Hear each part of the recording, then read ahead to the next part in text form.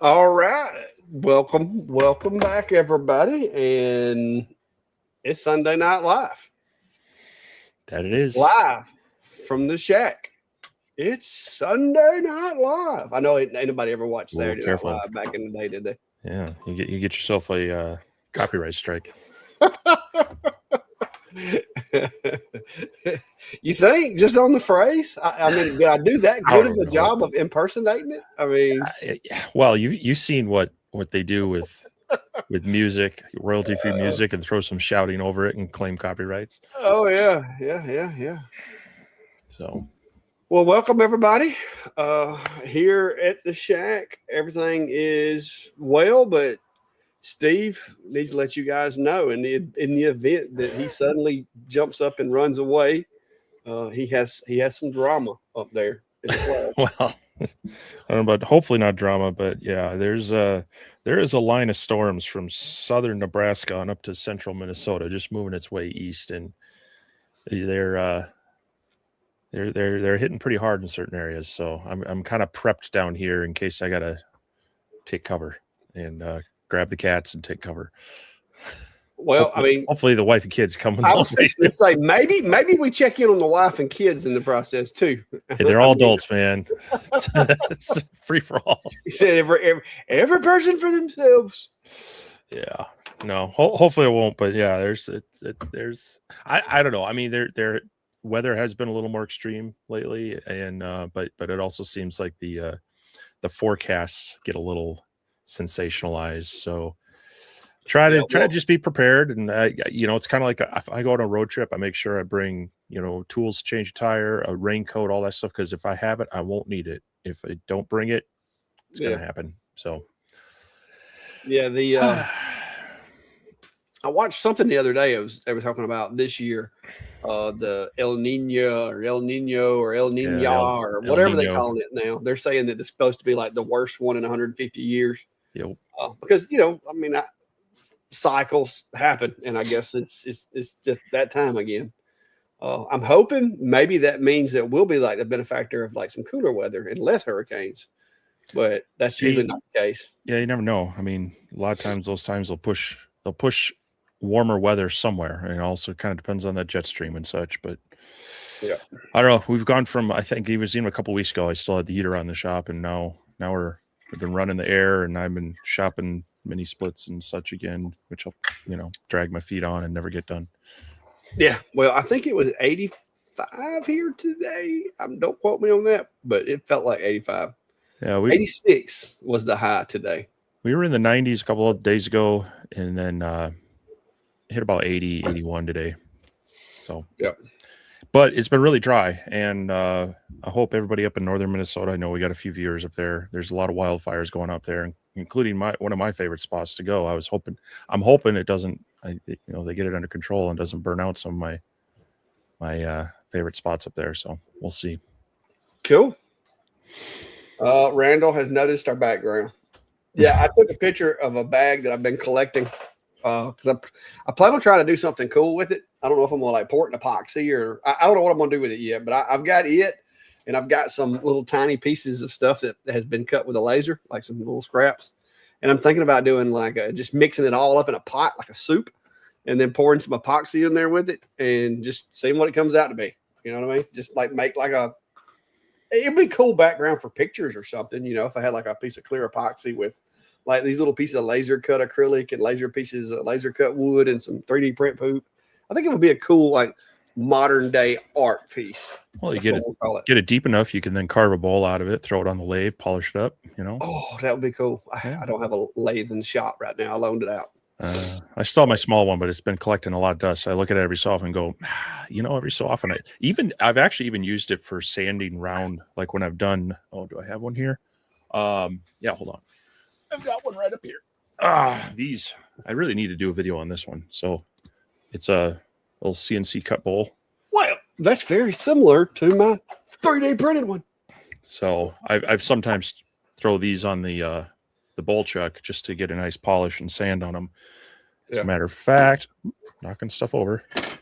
So like here's a finished and engraved one. Ooh, what you got in there? That looks like something you'd find at the okay.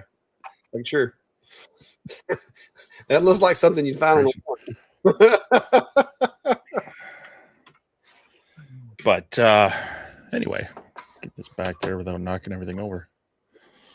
Yeah, I've been practicing doing my cylinders with threads and then doing the knurling. And so I printed a few of these and I was like, you know what? These actually would be pretty handy to put little small things in. Mm-hmm. And so I got a little carried away and I printed a few of them, like assorted colors. Missing some colors there. So this one actually glows in the dark. You can't tell it right now, but it actually does. Yeah. I think I've got some glow in the dark filament, but it's more like that white, typical white color. Yeah, that's some bamboo glow. I bought it back when I first got the A1, and that was before I knew there was, necessary criteria before you could use it. I thought Sure. like as long as I had a 3D printer, I could use it, because you don't think that deep into it. And then when I got it here and started learning a little more about it, I'm like, I can't print that in my A1 without a hardened nozzle. And so I was like, oh, well. And so I just set it to the side. And this is legitimately my first test of it because until I got the P2S, I didn't have a machine with a hardened nozzle that I could use it with. And so it's just been sitting here. I mean, you could have got a hardened nozzle for the A1. I could have, but it was like $50 for a nozzle. And I'm like, Really? If I'm not mistaken, the last time I looked for the A1 nozzle, it was either 30 something or 50 something. It may be 50 something for a spare one for the P2S because I looked again the other day. But yeah, those nozzles aren't cheap. Well, it kind of depends on if you get the whole pre. I know. God, which one was it? There are ones where you can get just the nozzle and you got to like rebuild the hot end part, or there's the swappable ones. But I didn't think they were that expensive. Let's see. Well, that one's showing $15 on, but this is not Bamboo's website though. 0.2 millimeter hot end Bamboo's website. Yeah, it's only showing $11. Maybe I was looking at the wrong one last time. Yeah, the 0.2 stainless steel, $12.99. Oh, wait a minute, hardened. Got to go to hardened. Oh yeah, hardened steel. Sorry, the 0.4. 0.4 hardened. It's actually cheaper, $11. $13. I don't know, but I remember looking and I was like, you know what? I'm just gonna keep running the one I'm running because I've got 2 or 3 extra nozzles or hot ends or whatever for it, but they're all like the same size or similar. So, but yeah, now I did price some for the P2S the other day, and I decided to hold off on them for a little while because if they're like they're 30% off right now, they're still not cheap. Those are cheap. The hardened one for the P2S, where's it at? High flow, standard. They got a tungsten carbide nozzle. Jeez. Those are $60. Okay, maybe that's what I was looking at. But anyway, I'm just using the stock P2S one right now because everything I read said it comes with standard with a hardened nozzle. So. Yeah, if it's like the P1S, I don't know if it is or not, but you can get just the hot end or you can get the complete hot end. And if you get the hot end, you got some extra assembly to do. But it is cheaper. It's like $30 some for the complete one. And I think that has like the fan and everything on it. So yeah. Little gotchas on some of their models, but still fairly easy. But that being said, I mean, I've swapped out nozzles on the Flash Forge and the Anycubic, and they're fairly simple and fairly inexpensive. I think I got some aftermarket ones for the Anycubic just on Amazon. But well, yeah, actually, according to this, the P2S, they don't really offer a non-hardened nozzle for it. It looks like everything is either hardened or carbide. So, but no, there's a stainless steel, $20.99. Cool. But yeah, I plan to get some eventually. But I like this past week I ordered, which Bamboo's got me messed up right now. My half my order did not ship. Like I ordered some filament. I ordered a couple of sticks of their glue just because I mean I was ordering filament anyway. I'm like throw a couple of things of it in there, and I ordered some cool plates to use to get the smoother finish because I've been using on my A1. I've been using my smooth PEI plate like for stuff like this, and I like that smooth finish on certain things. And so I was like, what, I'm gonna get these Super Tack build plates for my P2S. That way, when I'm printing, I can just take the build plate off, set it over to the side, and then slap another one on there and go back to printing. And they shipped everything except for the build plates, like 3 build plates, just MIA from my order, but they billed me for it. And so I emailed them and I'm like, hey, look, my order, like I got half of it. When I first got it, I thought maybe there was like, two separate packages, but come find out they had it listed as all the items were in that one tracking number and they weren't. And so I'm waiting to hear back from them. I filed a ticket, called them and all this kind of stuff. And I'm waiting to hear back. And right now I still do not have my build plates and I haven't got an email back since the last email that said, you'll hear back from us. So it's basically don't call us, we'll call you type thing. I think for build plates, those are ones I'll go aftermarket. Yeah, Get like the Big Q or Cryo Grip or even some of the generic PEI plates. Well, I like with the P2S because I tried using my A1 build plates, but it says that they don't have the QR code, and so I was like, you know what, just to stay in their ecosystem, I'm going to order me some smooth plates that are made for the P2.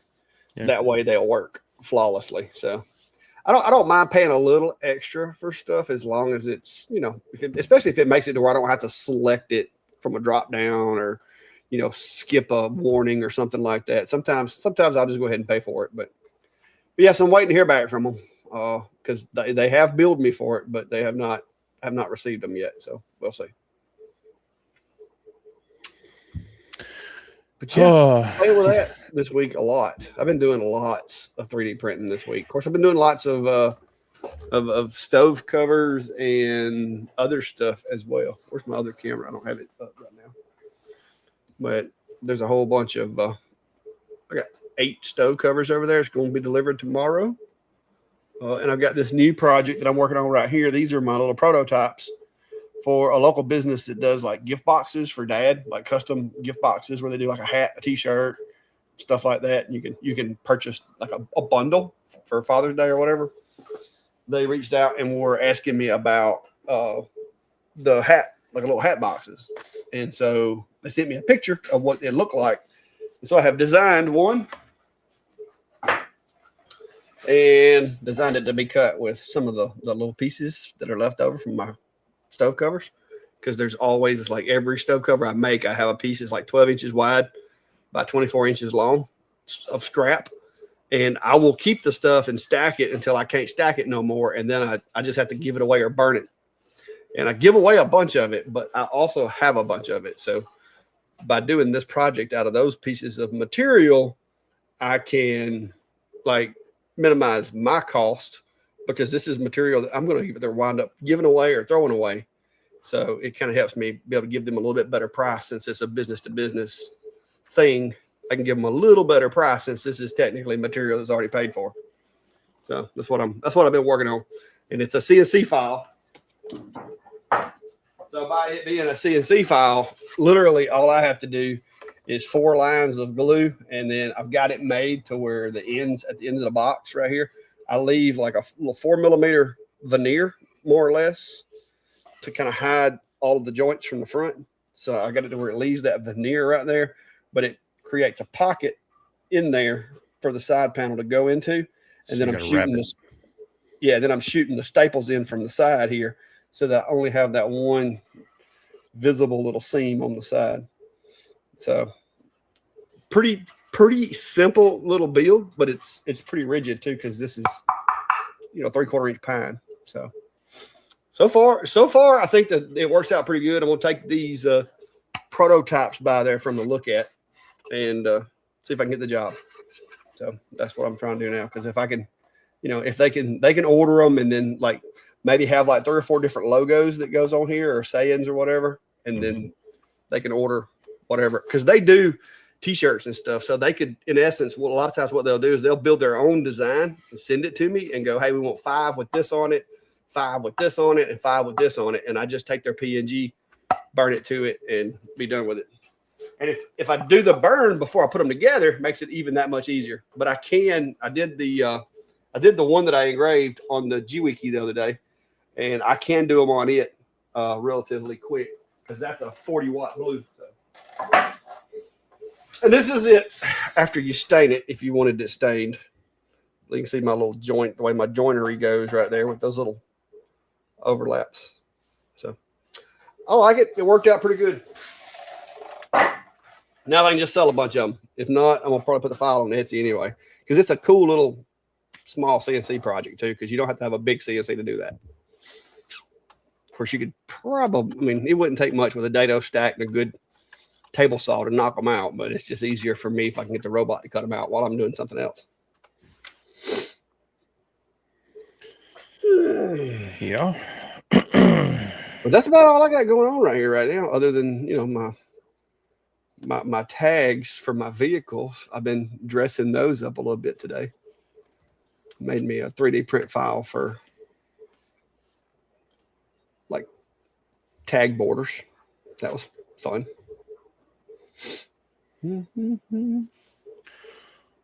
Well, I've been trying to. I've had a busy week. We had commencement, end of semester. We had some retirement parties and such. So work has kept me busy during the day and in the evening. But I did get a couple of machines going finally. So ComMarker had sent a new software, a new version of their software to load, as well as new correction file for their lens.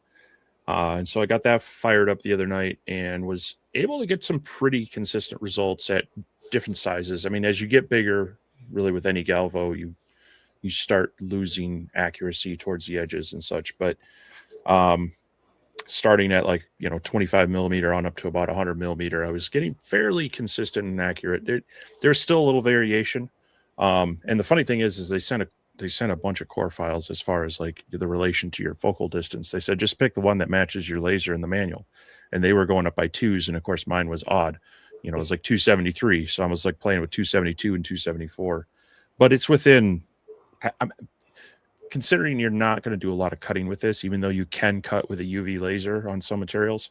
I'm not going to be doing something with interlocking parts. So it's within a margin of error that I would find okay for, even a cut. Yeah, even like a simple cut and engrave.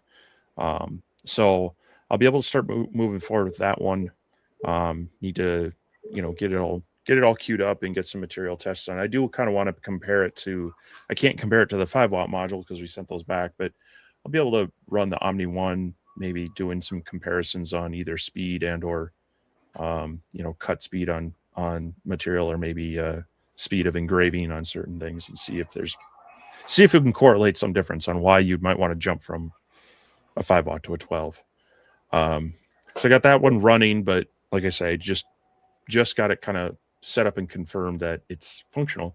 And then the IKEA Master, again, that had some beta software, so I had to make sure I was running the right version of it that they sent, and doing some testing with that.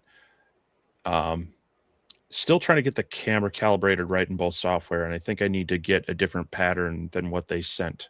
Both softwares, I think, have a version you can print out, but was able to get it up and running and even working in Lightburn other than the camera. And I need to check on like the macros for focus and such, but was able to do a quick test cut in Lightburn and a couple of quick engraving cuts as well. So got those set up and going.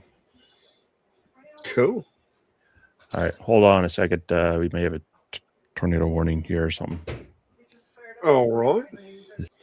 Spark 33 is asking, is UV Engraver going to put diode engraver out? And I don't think so. Not entirely. As far as a UV is a very unique machine. They're very versatile, but there are things that a UV can't do. One of those things is like with this engrave. I did nothing to this engrave. This engrave is on pine, and it was done with a 40-watt blue galvo. And so that's a dark brown engrave that I got on this pine. If I did the same exact engrave with the UV, it would have the same depth. It would look probably even more clear as far as the resolution. You really can't go by resolution on pine because it's very coarse wood anyway. But the thing that you wouldn't have is you would not have this brown, not as brown. You can defocus the UV and you can get a little bit of brown, but you're not going to get as easily going to get this nice bronze brown color on there. It's just not going to happen. So with a UV, yes, it's a good laser to use. I go to a UV a lot lately. But at the same time, there are things that blue diodes still do better. And one of those is charring wood. Like a Galvo blue is going to char wood better than a Galvo UV. A CO2, it doesn't do a lot of charring. It's a more efficient burn, and it's going to be more of you can get a little bit of a light brown to a yellow burn, but it's not going to give you that dark color. So I think a blue diode in the world of engraving still has its place. And of course, if you're talking about an open, like a XY gantry machine, blue diodes cut really good. Now they smoke a lot, they create a lot of char, but they do actually cut really good. So I don't think UV is going to put them away. I think UV is just one more tool in a toolbox, but they are good to have. Oh, my printer's talking to me. Let me go unload that.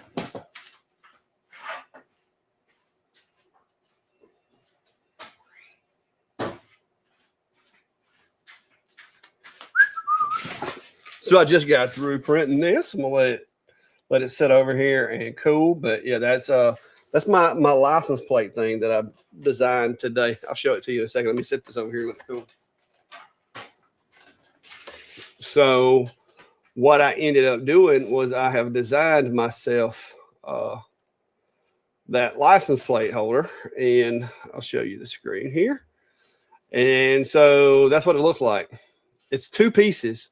So if you look real close, you can actually see the seam right there. But until I get a bigger bedded machine, that's what I got. You got a little line right there, and a line right there. And I did several different designs. This one is just blank. It doesn't have anything written on it. But then I realized that if I'm not going to put any text on there, I need to just make a thin, like a border. And so I ended up rebuilding that one and redesigning it, and I made it to where it's just a border to kind of, instead of it being like a tag stuck on the back of your car, it just adds a border because Brandy didn't want anything on hers that said anything. And then I did this one, and this is the one that's on my truck. And what I did with this is I printed it out of black PETG because I didn't have any like metallic or silver PETG. And then I took some Rust-Oleum 2X and I painted it after I had snapped it together. And then I took the Eufy and this right here is printed on the Eufy with black. So I wound up using the 3D printer and the Eufy on that one. But the other ones are, like I said, the other ones are just, that's what the car looked like without anything. And then where's the one with just a trim? That's what it ended up looking like. And if you look too, this little piece right here, this is my hitch covers that I designed the other day to cover up the trailer hitch, because this is my wife's car and she's never going to use the trailer hitch. But now on my truck, the hitch cover is a 2-color 3D print that I designed that snaps up in there and has the logo on it. So those are some of the things that I've been playing around with for the past week or so, just making random things around the house and having some fun with it. So there you go. What y'all think about that? South Georgia Laser 3D Print says Fusion 360 makes my head hurt. The Fusion 360 is very intimidating when you first go into it. And the way that I would recommend for you is learn how to do basic stuff. Like start out with really, really basic stuff and then add abilities and add skills as you go. That way you get those small wins. Like, oh, wow, I made a 2-inch to a 4-inch adapter. And then next week, get a little more complex, and just get those small wins to keep your motivation. Don't try to go in and do a really big project first time out because it's tough. So.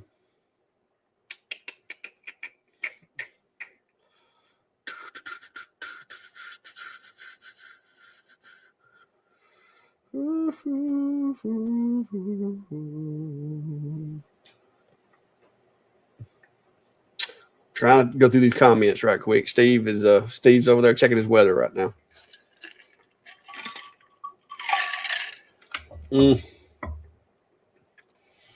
Aldrich, I haven't heard anything from Longer lately. The last thing I heard was it was around Thanksgiving.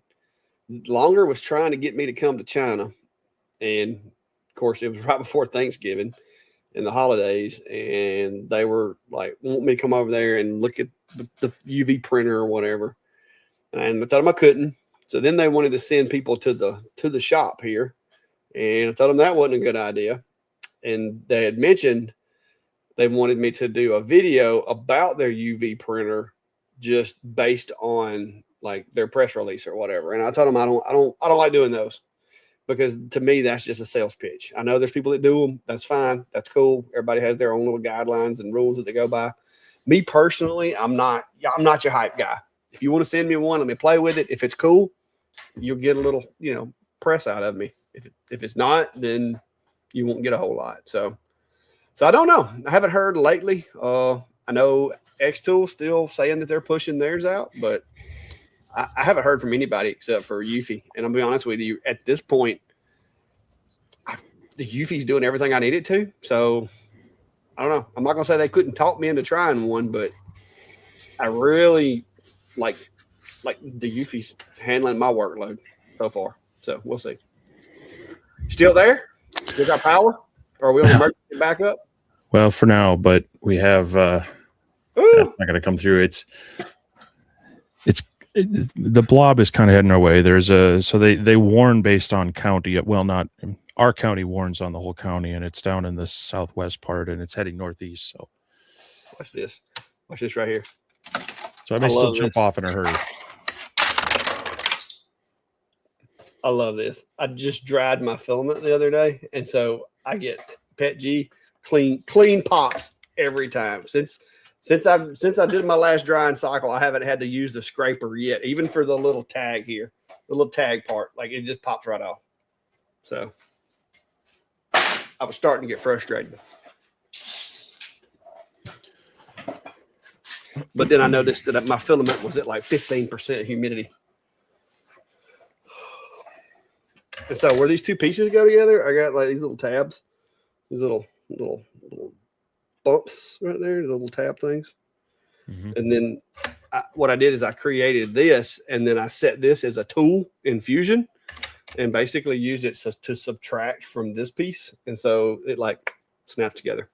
You can, if you really want to, you can put a little super glue in there when you snap it together and clamp it for a minute. But for the most part, I've been having good luck with them staying together without it at this point. I see Valley Forge in there commenting. What do you say? He's doing some 3D printing. Is that what I heard? Saw Eric say. Sounds like maybe he's been in communication with Longer as well. So maybe he'll see something along their lines of their UV printer. Yeah, I haven't talked to him lately, and like I said, I don't reach out. So if they don't reach out to me, I don't hear from them. And here lately, I'll be honest with you, I've been just trying to do project stuff. I'm really not wanting to lean heavy into reviews if I can help it. Not that I'll won't do any, but I'm just not out actively looking for them right now. David Allen's asking, what laser do y'all recommend for cutting clear acrylic that won't break the bank? If that's your primary goal, you got more options. When you get into things like needing chuck rotaries, then it gets a little more muddied.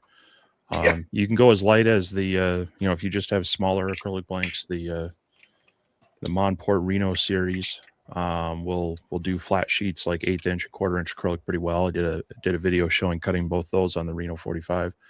The Omtech Polar Light's been really good for me as far as kind of all around flat sheet CO2.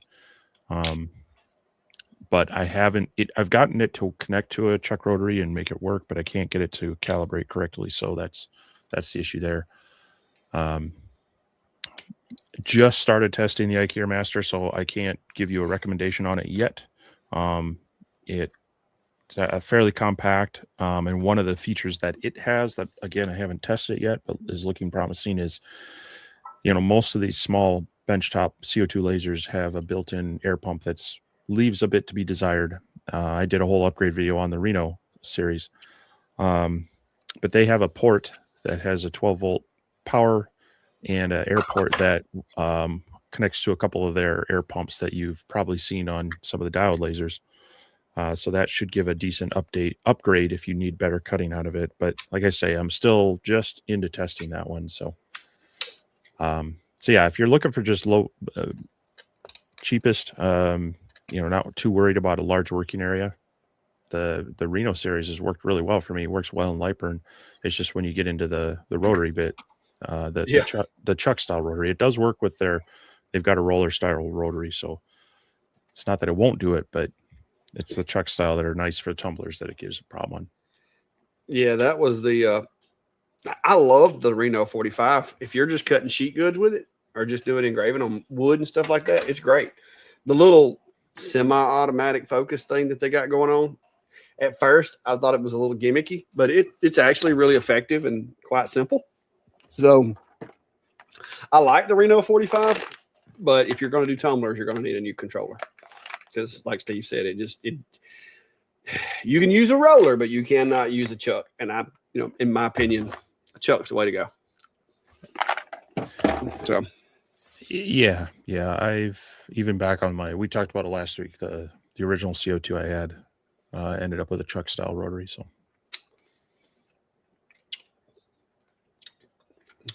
So there's Eric right there. Welcome back, sir. He disappears for a while at a time.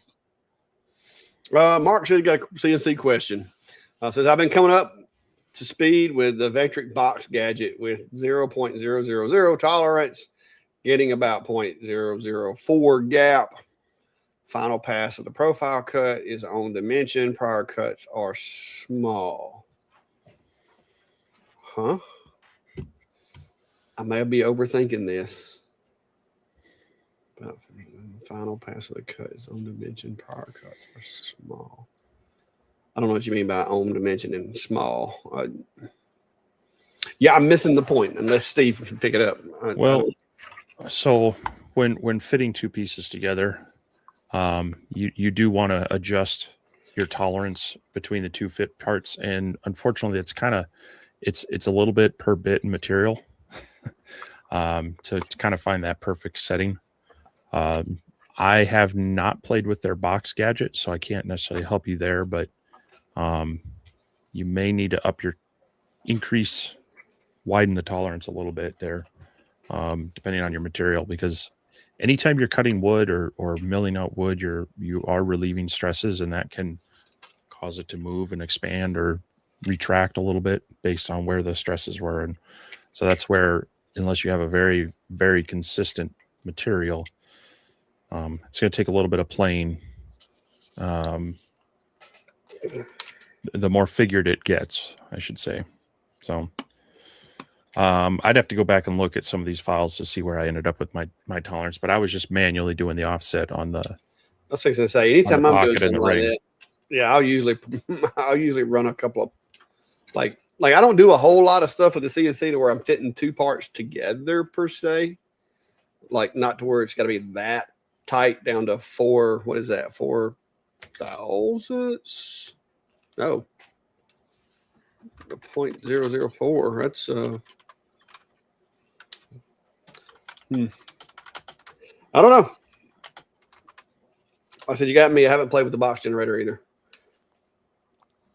I got to get this. Once I get this snap together, which I might lay it down to do it. That's actually the part. Once it goes, this one snaps together easily because it's just one. This top part doesn't snap too easy. Get over here on the table.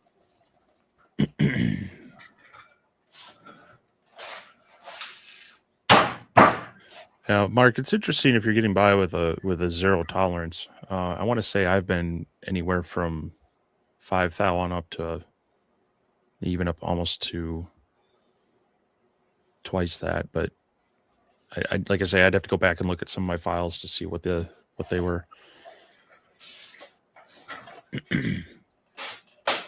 It's also good to if you may want to check the diameter of your bits and mic them for their actual dimensions, because that'll have a difference as well.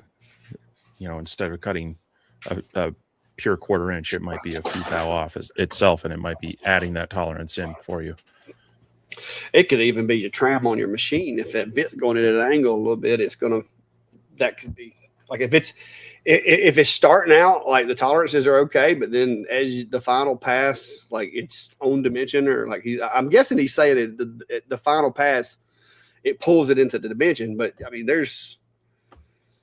if that bit's not perfectly straight up and down, if your tram's off just a little bit, that's going to cause a variation. And another thing too is like in your tool path, you could have like a last pass offset set on there, which is something that I do when I'm doing these. When I'm doing these, I do like a last pass offset with a reverse. And the reason I do is, especially with this pine, it loves to leave witness lines when you cut pine with a CNC. And so you'll have like basically layer lines everywhere the bit went.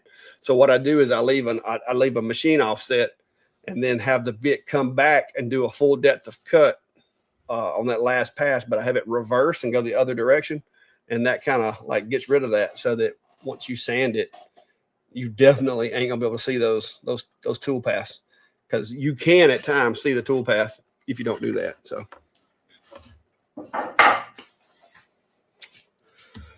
but yeah, I don't, like I said, I don't get down to like 4,000. That's some pretty high tolerances unless you're doing like an inlay. So it's getting close. I see you got the crew mustered behind you. Yeah, there's a confirmed tornado about 20, 25 miles away. Unfortunately, its cone is heading right for us too. So, oh no, keeping an eye on it. Yeah.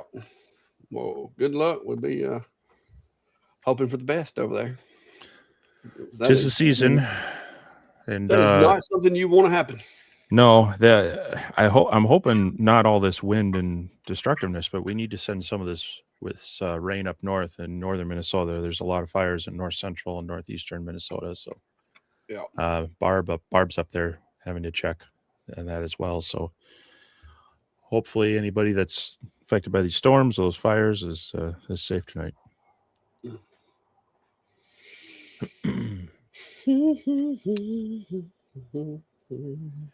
And you too, Sean. You're down there. Could get hit by some of these later too, down in Iowa. So good to see you here, but hope you're keeping an eye on the weather.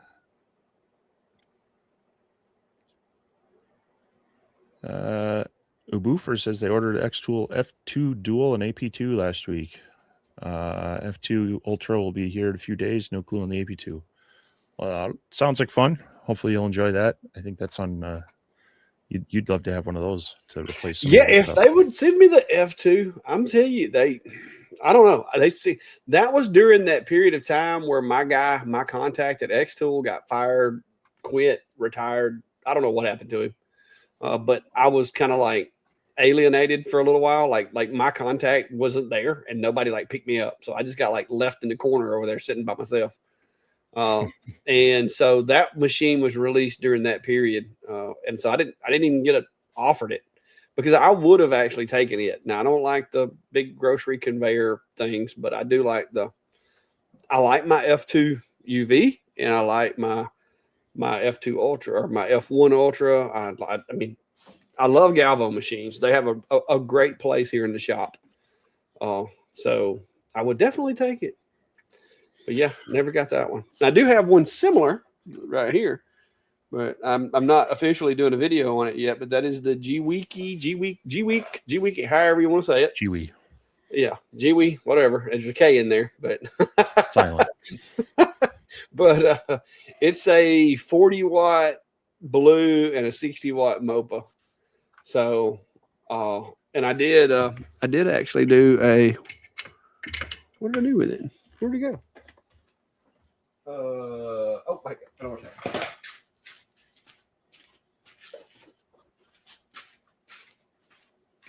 I actually did do a deep engravings in an aluminum coin blank the other day with it, doing some of my testing, and it's doing a good job so far. Like I said, I also did, if you saw the short, I did this box on the blue laser side of it because I just needed a quick little logo burned right there. So I used the blue laser to do that. Now I maxed the Z-axis out on that box because I had the box already put together when I put it in there. And I maxed it out with it, but it did do it. So we'll see. That's about the way it works there, Aldrich. He says that guessing Steve will get one for free and I'll have to buy one. That's about the way it works. Yeah, I think they're talking about the longer UV printer, but I don't think that's going to happen. Yeah, I don't know. I haven't heard. Like I said, I haven't heard anything from any of them. So the last thing Longer offered me was another one of those little micro lasers, and I kind of feel the Longer Ray 5 Mini. Yeah, I mean the cool thing about it does have a little acrylic enclosure, but I kind of feel at that point that's making a small gantry based laser a little more difficult to use, and I've kind of done those to death last year. So yeah, you did quite a few of them. I did one or two, but not as many as you did. Like I said, I'm trying to step away from a lot of it right now, unless it's something that's relevant, innovative, cool. Yep. Trying to jump ahead. I feel like I missed a little bit here, but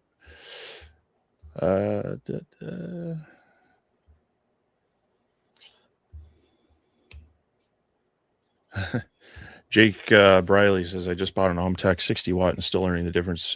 And the CO2 to a diode went from a 6 watt Acmer to this. Wow, what a change.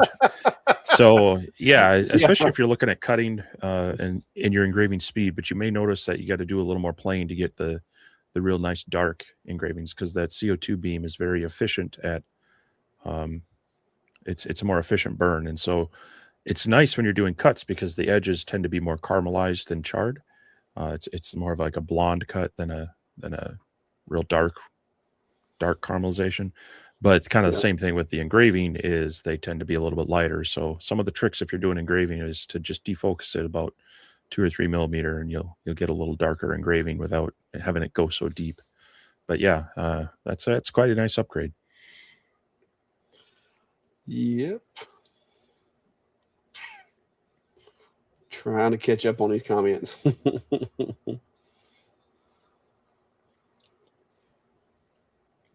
I'm tempted to go all the way to the end and just try to catch up that way. Chris says he went from a Volkswagen Bug to an F1 racer. It's a little bit like that. But Boomer's asking, is there any way to connect an Atom Stack RA8 chuck rotary to an X-Tool F2? The cable end for the F2 is not compatible with the cable for the RA8. I don't know. I mean, is it possible? It's possible, because you're just driving a stepper motor, but getting the right wiring adapter. I know kind of the inverse with the RA2 and the RA2 Pro, you can get adapters to go to other machines, but getting an adapter to go to the opposite plug. Yeah, I'd be a little worried about that with the X tool, because you don't ever know on the back side what could happen if you accidentally reverse the polarity or something. It's not like some of the other machines. Yeah, that's something I've tried. So yeah, risky. Ken, yes, it is the G3. They sell it in a 60. I think it comes in a 60 and a 30, or a 60 and a 40 on the MOPA side of things. But I got to do the video. Haven't done the video yet. I've been testing it currently, and hopefully this week, because I've had it a couple of weeks. But I told them when they sent it, because they had asked me about it a while back, and I told them, hey, just let me know when it's coming in. And then all of a sudden they were like, they'd offered me another machine other than this one, and I told them I didn't have room for it, so I took this, and they had told me they were going to send it later, but then they were like, hey, here's your shipping number, here's your tracking number. So I told them it was going to be a couple of weeks because I like to test it really good.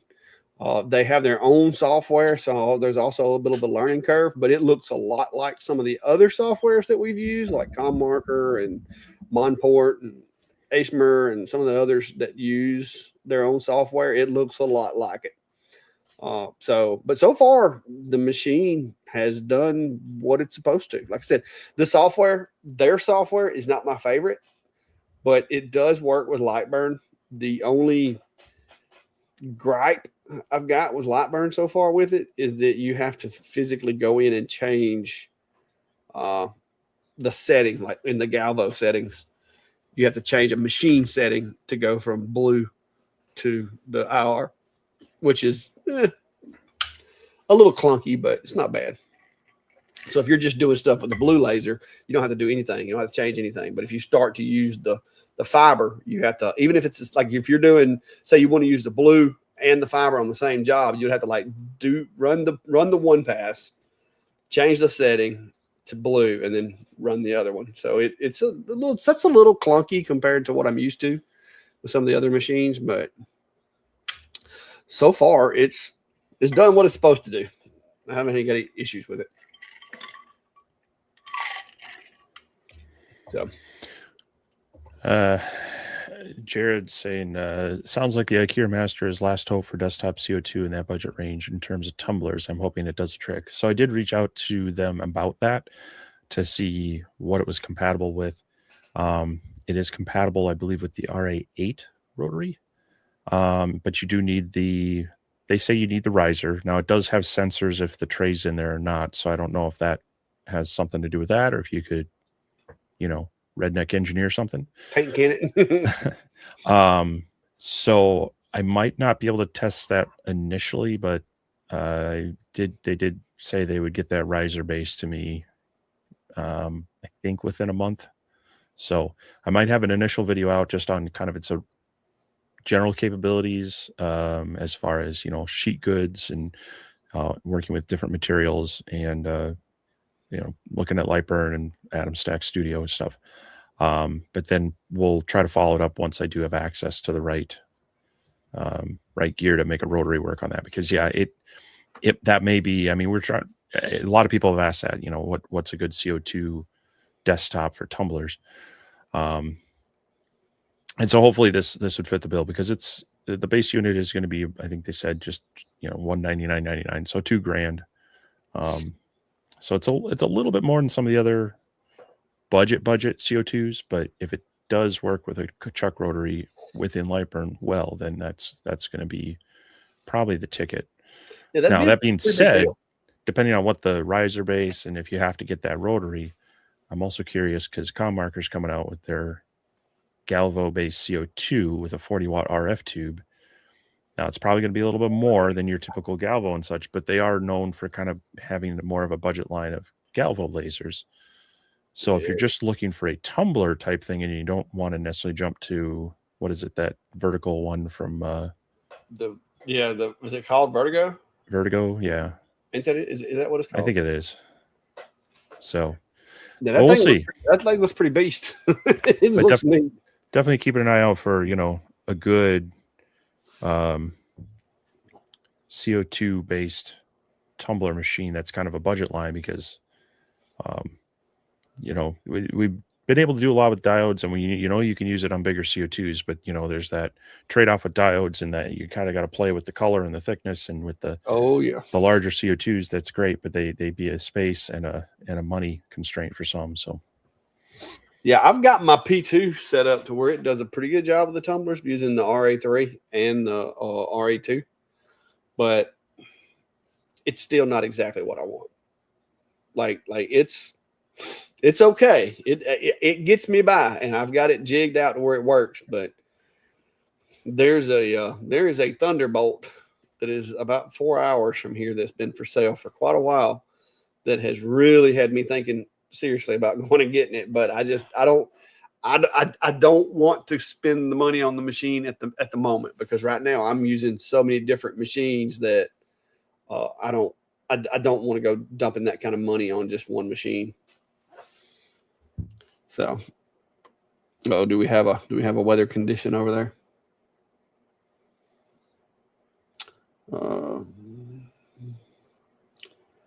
All right. So DeWolf Dragon says, Clack, I know you use Lightburn with almost every laser you have, but have you had any success connecting it to the Lumos? Mine failed so badly, I finally had to uninstall Lightburn and reconnect. I didn't keep the Lumos here in the shop very long because it just, like I said, it was decent. I didn't mind the machine. It did a really good job on tumblers, but I stuck with their software because their integration with Lightburn, especially with like the camera and everything, when I had it, it was not great. And so I really can't speak to how well it works with Lightburn because I stayed in their software.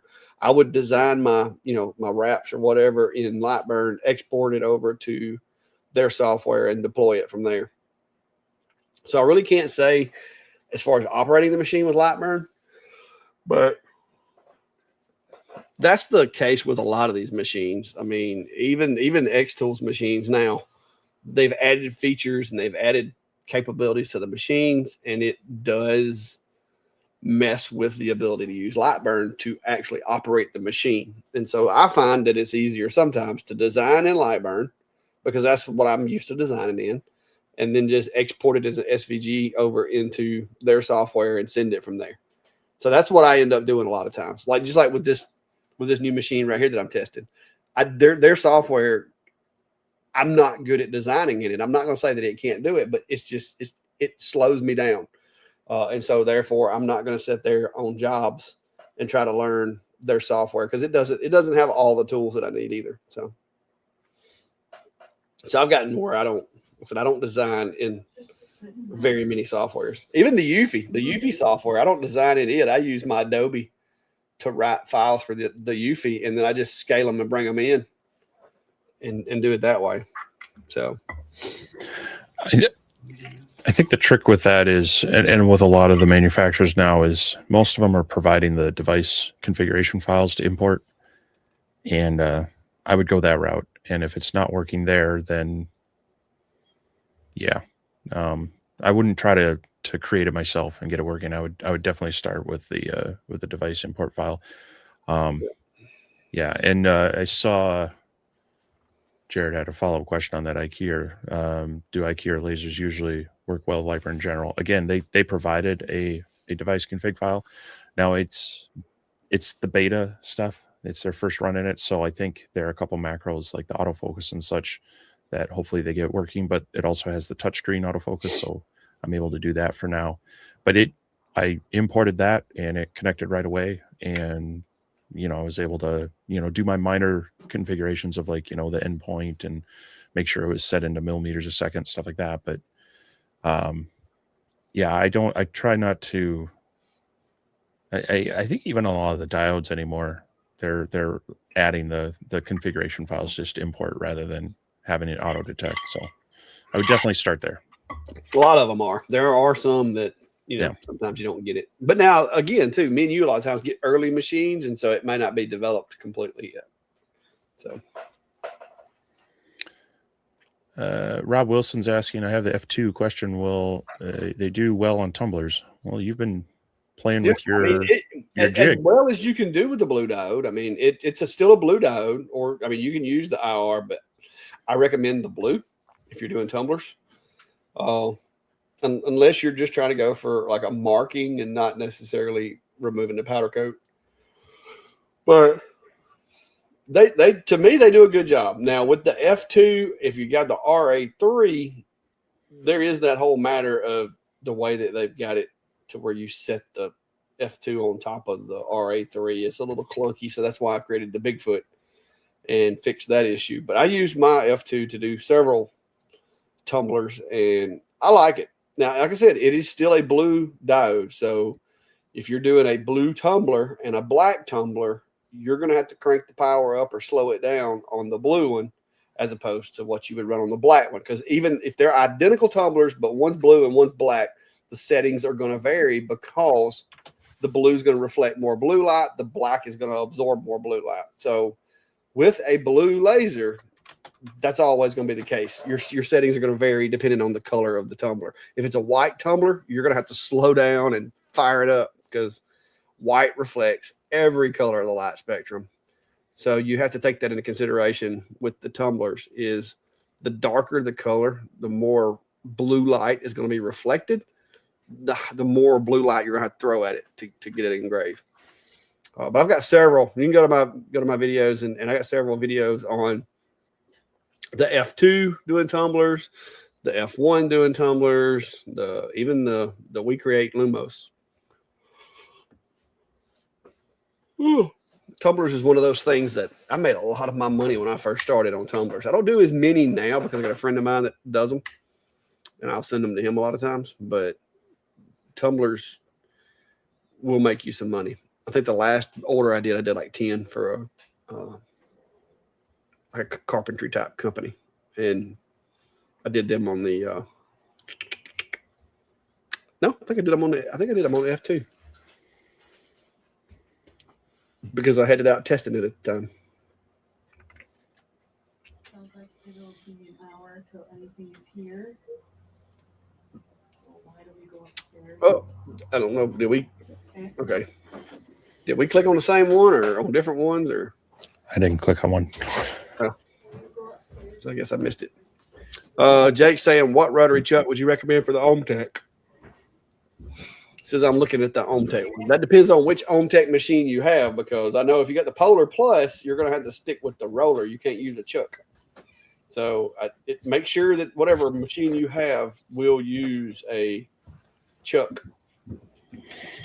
Well, Jake, he's the one who got the 60 watt, right? Never mind, it's the Polar. It's the Polar Plus.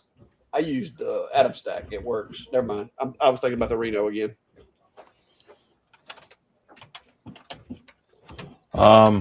When I had my cabinet style Ruida, this was like going on 10 years ago now. I ended up with a real industrial chuck that we showed last week. 20 pounder. Yeah, well, it was very much so. It's a 1624 maker. That's gonna be like that one you had, that maker that you had. Yep. Yeah, he's got a little bit bigger version of that one I was looking at. I guess it really depends on how much you want to spend. They've got theirs, which is going to be a bit industrial, their jaw rotary, but you're already at around $300 for that. What is it, Pyburn, and what's the other one? Rotoboss. If you're going to be doing a lot of tumblers with it, it would probably be worth investing in one of those. They're kind of a set it up once, get it jigged in place, and then kind of a real quick change kind of thing. But you're going to spend probably 2 or 3 times the amount. As much as you do on your laser, almost. Yeah. Well, they push into the closer to $1,000 for some of those. I was gonna say the Chuck version of the Rotoboss. Last time I looked, it was pretty pricey.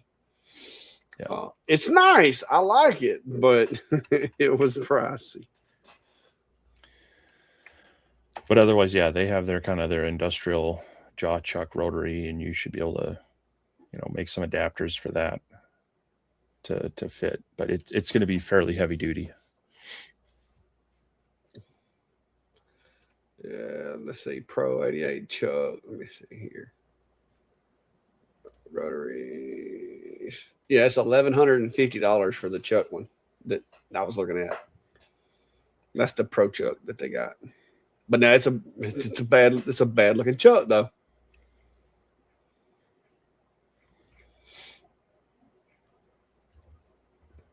So this is what we're sitting at right now. Oh Lord. I'm hoping the future radar is accurate because it kind of just skips to the north. But yeah, it's kind of all coalescing around to the west of us. So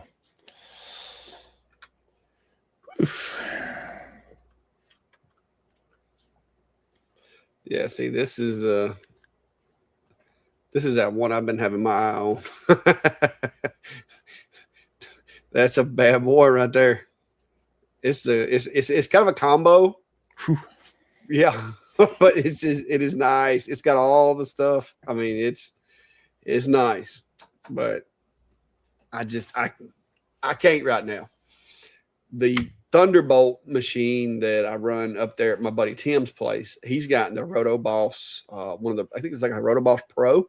It's not a chuck, it's a roller, but it's got the clamp that holds it in there with the ball with the bearing on it and everything. I mean, it's fully adjustable. Like you can adjust it, every different direction. And you can actually do like the big 40 ounces on it with the handles because of the way that it's built. You just have to kind of lay your design out to avoid the handle. But I mean, it's pretty sweet. So I like that rotary, but right now it don't make sense for me to spend that kind of money on a rotary for what I'm doing. No more tumblers that I'm doing right now. I would have to be getting into a lot of tumbler jobs to justify that. So I'm not endorsing this one at all, but this is kind of a better view of what I had.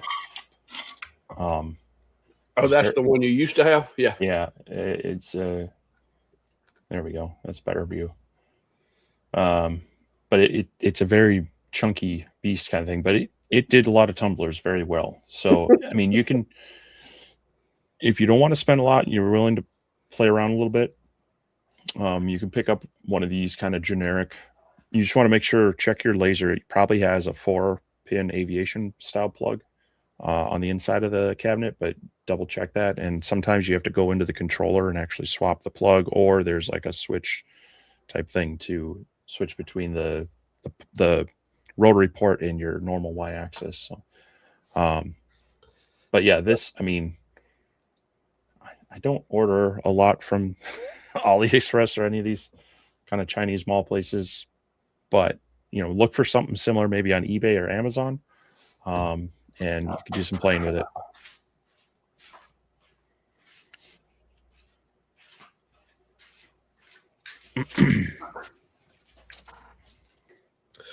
Gerald Grady saying, have you seen CNC Jogger? It uses a thumb drive, and when you can control jogging your machine on your phone through an app, it's supposed to work on most CNCs. No, I don't really get into that kind of thing. I use one of these. This works with carbide motion for the Spoko. It also will work natively inside of G-Sender as well. So with a Xbox controller on a Windows operating system, it just works natively. And then you can connect this to either, like I said, G-Sender works with it, or Carbide 3D works with it as well. And this is really cool because I can take and bump the machine over, left, right, all that here. I can change my rate of movement with these two, and then up and down on the Z-axis is these two. And so there's some other ways you can program keys and stuff, but yeah, this is what I use. And it's this one right here runs on batteries. So all I got to do is keep some AA's around. And so far, I think in 2 years, I think I've had to change these batteries 3 times. So it's not bad. Yeah, I've got the similar setup with the Winfinity, at least with the Buildbotics, you can do that. So we have an esports club at school, and they had bought a bunch of things around COVID that never got used, and they got pulled out of the cabinet the other day and said, hey, we're going to fire sale these. So I was able to grab a legit Xbox wireless controller for $20. Oh yeah, to have as a spare. But yeah, those work pretty well. Otherwise, you you can get some corded pendants for some of the older styles and such. But I haven't played with that software, and I have played with some of the wireless control, like with on the Sane Smart Machine and such. It works okay, but I don't know. I tend to stay away from mobile control or mobile things with devices. Just I don't know. I prefer more of a tactile, like like on the controllers they have the joystick. Yeah, you can kind of it's proportional, if you want to just bump it a little bit versus take it full speed kind of stuff. But yeah, most of the time, if I'm just jogging the machine, I just use my left hand because I know where all the buttons are left-handed. And then if I need to change the speed, I just do, this will be like speed it up, slow it down as far as increments. You can go to fast, 1 millimeter, 0.5, 0.25, 0.0025 or whatever, using this. And then, like I said, the Z up and down is here. So to me, this is the way to go.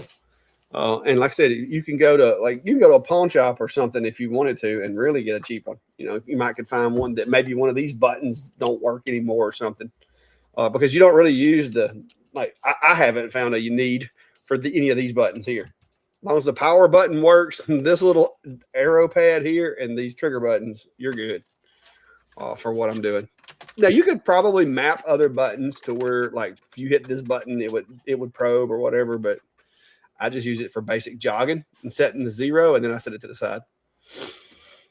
So, but it's pretty cool.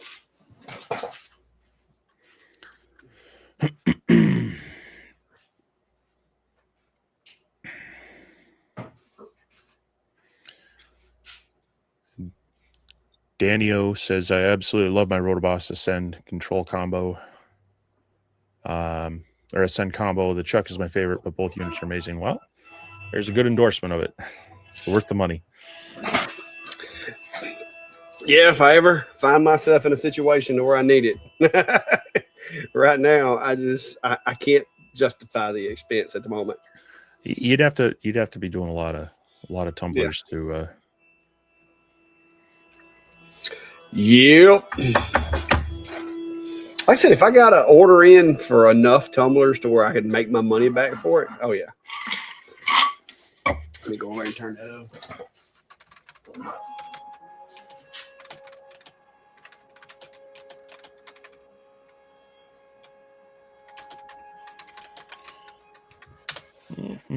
All right. Let me just remote it from here. It's going to show you how that thing works. See, the cool thing too about being over here at my little command terminal is the fact that I have access to the computer that's on the wall over there. That's the one for my CNC. So like right there, I can resume it, and it's doing the bit setter right now. It's basically measuring to see if it needs to change the Z offset or not, which I'm not going to re-Z it because I got these little boxes set up to run right now. So when you go right over, back. okay. So when you go over, like in here, like when I'm in here, so if I wanted to load a new file, I can go in here and load like my little hat folder, my hat holder thing. When I go to jog, you can see up here, it doesn't say anything about a controller, but now I have to go back out to run for just a second and then back into jog, and you'll see gamepad enabled. Once it detects that gamepad right there, now all I got to do to move the machine is I got to speed it up a little bit. So I can actually take this controller now, and where am I at? So now I can move the machine.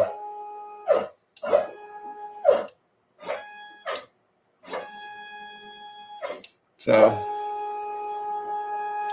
and if you need to slow it down, of course, you just hit the little button there, and now it's like 1 millimeter increments, and then you can raise it and lower the Z axis 1 millimeter at a time. So it's pretty handy doing it from here. So, but yeah, but and this is originally when I started using controller, I had to do like some hinky stuff, but now with this PlayStation or this Xbox controller and carbide motion, you have it to where the gamepad is automatically enabled. And so like right now I can also go to rapid positions in here and I can tell it to go to the very back. And so now the machine's just going to take itself and it's going to go back to the middle, all the way to the back out of the way. That's usually where I park it when I get through using it at night. And that way it's out of the way.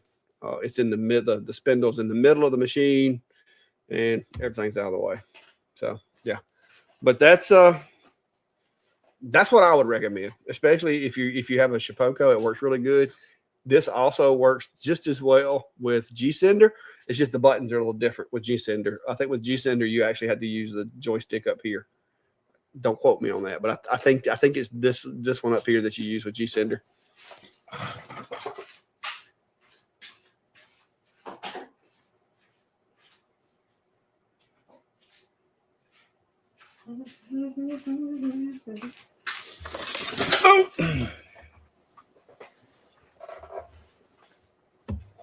All right.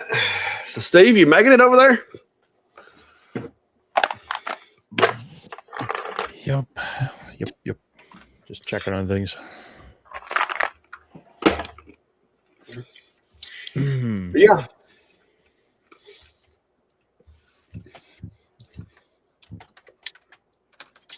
Kevin said it's like a UFO. What are we talking about? It's like a UFO. You talking about my CNC? Jack in the shop said double tap the X and it will jump over your clamps. No, you better make sure you got that you got that safe Z set correctly is what you better do. Ask me how I know. Ryan's asking if I'm getting the Creator 5 since I got the 85X. I've been talking with them about it. I've let them know that we've been getting, a lot of questions about it on, here specifically. And yeah, I'd love to, compare it to their other multifunction but single tool head machine. So we'll see.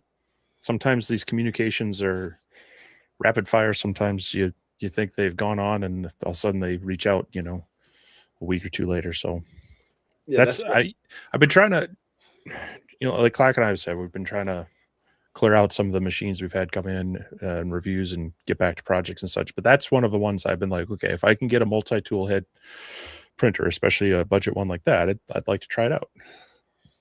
Yeah. Oh, I would definitely, because they sent me a thing, but it was like one of those emails to where you don't know if it's legit or not. The email address looked like it came from the right one, but it was just, there were some things about it that didn't really add up. And I replied back and said, yes, I would be interested in further discussion, but that's as far as that went. So we'll see. We will see. Kevin said, yep, you're CNC. Yeah, the Shapeoko is, people can say what they want. I like the machine. Okay. I'm not knocking Onefinity. I'm not knocking any of the other ones. What's the other one? The Long Mill, CNC Labs. Those are good machines. There's lots of good machines out there. But I've had good luck with this machine. The problems that I have had with it were like me. Like I caused the problems. So all in all, it paid for itself kind of quick because I was like, because the way I operate, I don't know about you guys, but when you buy a machine, it's like you try to find ways of incorporating it into your jobs. And so like I was turning laser jobs into CNC jobs to try to make my money back. And it took me, like I said, it took me a little over a year to like zero out my investment in the machine. But right now it's like it's paid for itself, I think like twice, 3 times over now. Like so it's, and that's just the ones that I've kept up with. But it is definitely a cool machine. It's fun to have. The 4 foot by 4 foot is probably a little overkill for what I could have used. 2 years post purchase, I've probably, 3. I think I'm going on 3 years now, ain't I? Yeah, I'm going on 3 years now. July will be 3. I would say all but maybe like 5 jobs that I've done, I could have done on a 2 foot by 4 foot. So the 4 foot by 4 foot, although I like having it because like if like with these little things right here, I can load a 4 foot by 4 foot work area full of material and just let them run. You know what I mean? So that is a benefit. But as far as like the size of projects, most of the stuff that I'm going to do is going to be, like a sign. I might do a sign. Like I got a sign right now that's ordered that's 4 foot wide, and I think he said 10 inches tall. So I can do that on a 2 foot by 4 foot. But it is nice to have the extra space, and it makes a really good 4 foot by 4 foot table when you're not using it as a CNC. So, because if I hadn't had that, I don't know where I would have tested out the glacier. Because I had to use it for that. Yep. EMT Dave's asked. EMT Dave's asking recommendations for a starter UV machine. I mean, you clicked the same one. Yeah. Assume you're talking about lasers. Yeah. There's not. I mean, in the budget realm, you've got UV and starter typically aren't two things that are going to go together. I think the one that I've seen that if you want kind of maybe the most features for the dollar is and I haven't had firsthand experience with it, but the Sculpt Fun one is I think right around $3,000. It's more of an open one. It's not enclosed. It's got the flat open bed and such, but it also does the Z addressing. So if you want to do the engraved crystals, you can. So like the Omni One, if you just want to do flat engravings or on rotary, you can, but you're not going to do the subsurface engraving. Chris Gallagher is saying he's really happy with it. So there you go. Yeah, it looks a lot like the Omni One. Like there's, of course, it's a Galvo machine, so there's going to be a lot of similarities, but it's like you said, it's got an open machine. But for that price, I've heard good things about it so far. And Sculpt Fun, I've had some Sculpt Fun machines. They've always worked as advertised. Mm-hmm. So, I mean, I can't say anything bad about it. I can't, like Steve said, I have not been able to put hands on one, but Sculpt Fun has a good reputation as far as I'm concerned with their machines, and not saying that their support and all that. I'm just saying I've used their machines, and their machines have always done what they said it was going to do. So that's really all I got to go on. And I do like their rotary. It looks pretty robust. So, yeah, I mean, I think it's because one of the biggest things that I had a complaint with about the Omni and even the Omni X is the lack of a framing laser. I'm kind of curious. I think whoever was it, Chris, that's got one. I think he said it has the framing laser. Yeah, I think it. I thought I saw it.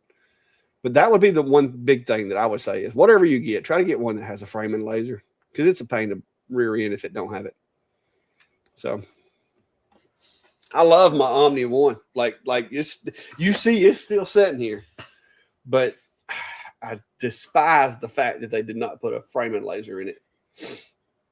And therefore, I don't use it as much as I should, because the orange one over there has an awesome framing laser that works really well, and the camera.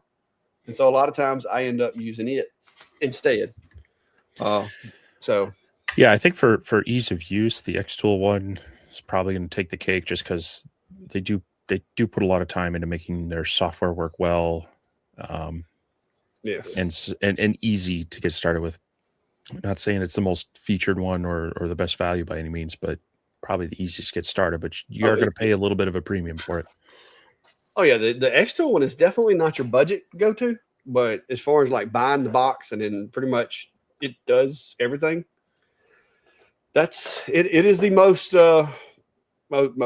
versatile, useful, and like it's my go-to. It's got to where it's my go-to for a UV.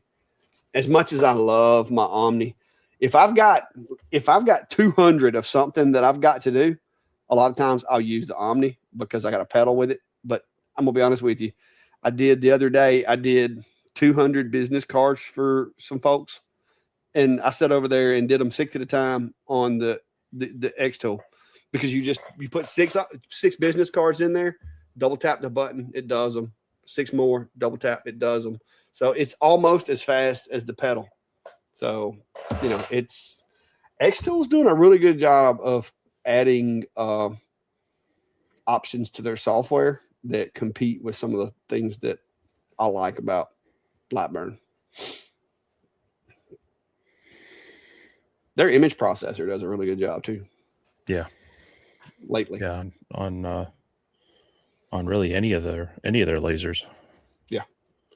Some of the other software's image processors aren't as good, but Xtool's gotten the image processing down. No, not quite as nice as the Eufy though. No, I mean it's kind of hard to beat that full color with the gloss. It's hard to avoid it. That was done with the transfer decal one. Yeah. I finally got. I've been playing around with the sticker stuff. Well, and so is this. This was a let's cover up a bad print because I had printed my. I got one of those. My outdoor logo on or straight onto the tumbler, but that's when I started having the issue with the magenta. So it was like all fall color, And so I printed out one of these just big enough to stick over the top of it. Okay, so Chris says it does have the red light framing. Yeah. Well, that is a plus. That That is definitely. I'll give it bonus points for that because I don't know what comp marker was thinking. I mean, they've done it in every other comp marker machine I've had, but with this one, they didn't do it, and it was a big ball drop because this is not an alternative to a framing laser. This is terrible because you're automatically your focal point where that little beam's hitting this is automatically going to be like with this thinner one. It's better because this is like 3 mil, but this is like 4 millimeters thick, almost 5. And so wherever it hits this is 5 millimeters up. And if it's coming in at an angle, then it's you can't really trust the frame. You have to kind of frame minus 2 millimeters technically with this because you're gonna that skew is gonna have you about 2 millimeters too big if you're not careful. So I don't like having to use these. That's why, like I said, if I'm doing like a batch job where I use my pedal, I'll set something up, I'll frame it, get it like it needs to be, do a good test burn. Once I get my jig in place and the test burn is successful, then I'll just like step on the pedal, burn, step on the pedal, and do it that way. But like I said, it's not getting used as much as it used to since I've got the Xtool UV around here because I love that camera on that UV. It's very accurate. I still frame just as a precaution, but the camera is very, very accurate. Yep. Kevin's saying, have you done any tumblers on the Eufy? I have not. Steve has. I haven't got into that yet. Yeah, I've done some of them on there. I haven't. I tried one full wrap when it was really early on, and I ended up with a little overlap, and they've improved it since then. But I find that as long as you don't have like a full wrap joining, so like if you can do a transparent background and put things in, you could still do a full wrap without as much hassle. It's just getting that perfect seam on them. A little bit easier if you're doing like a straight tumbler than a tapered one, things like that. But it does work pretty well. I like using these are I don't know if it's going to come through on there, but it's like a matte textured finish tumbler. It's not like your shiny sublimation ones. And then it adheres to this really well, and you got the white kind of background anyway. So those it works pretty well on. And I need to fire those up again now that I've kind of got the thing back up and working, and maybe do a couple of different ones like that. But it's not fast, is the thing. And with tumblers, it does a lot of kind of self-leveling and self-measuring with lasers, and so that's all great. But it's not like a drop in place and swap it around. Let me check out one of the cats. Yeah. Bulldog says we create Lumos Ultra. I didn't. They tried, like they really tried to get me to take that machine, but I'm gonna be honest with you. I have had some less than optimal experiences with some of the problems that we create will have with a machine, and you tell them about it, and they didn't go back and fix the issues that we told them about. Like if you go into any We Create group right now and look, there's going to be people in there wanting to know what to do about their cable on their 45-watt Pro that got destroyed. That was an issue that X-Tool knew it was or not X-Tool. We Create knew it was an issue because they sent you 2 cables. Like that's like, you go buy a car and it comes with an extra motor in the back. Like it's got a motor still in the crate in the back. That tells you they knew it wasn't going to last. And so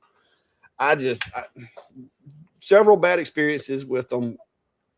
I made a decision, and I think Steve will agree, that we just decided we was going to set this one out with the We Create machines because it's been some issues in the past, and so I passed on it.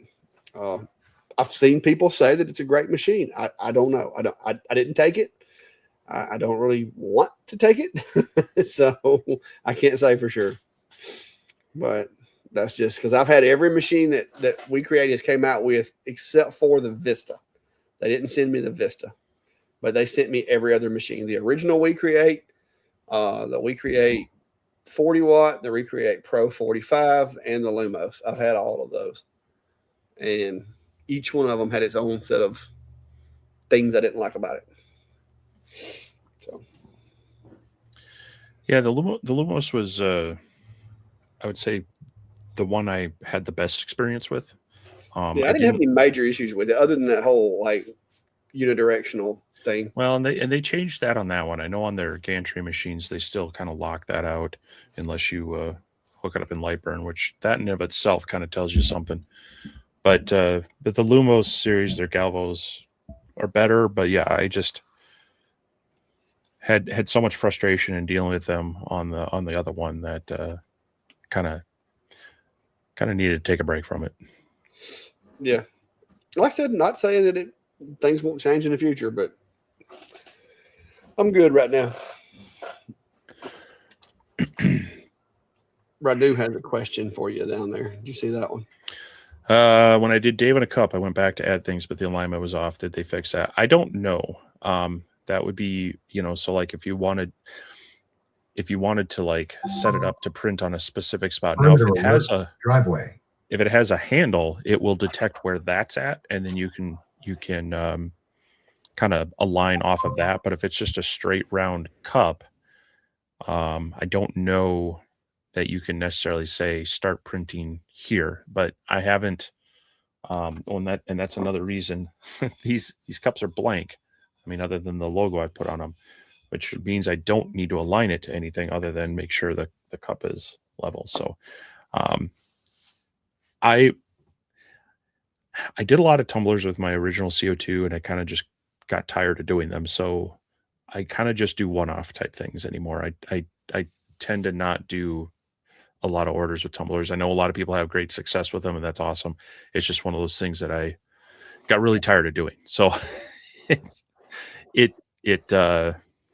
the thing that I might test one or two and try to at least talk about the initial setup, but I'm not necessarily the best person to tell you how to make a lot of money doing tumblers these days, because it's a thing I kind of shy away from at this point because I just got tired of it. Yeah. Gerald Grady says, have you seen the GWE 800 watt fiber and 40 watt CO2 in Kickstarter? Yeah, they had mentioned that one when they sent this one. So, but yeah, they have a whole group out there that's about it. So they have a couple different versions of it. And it's the smaller one is roughly the size of the X-Tool P3, I believe, in working area. And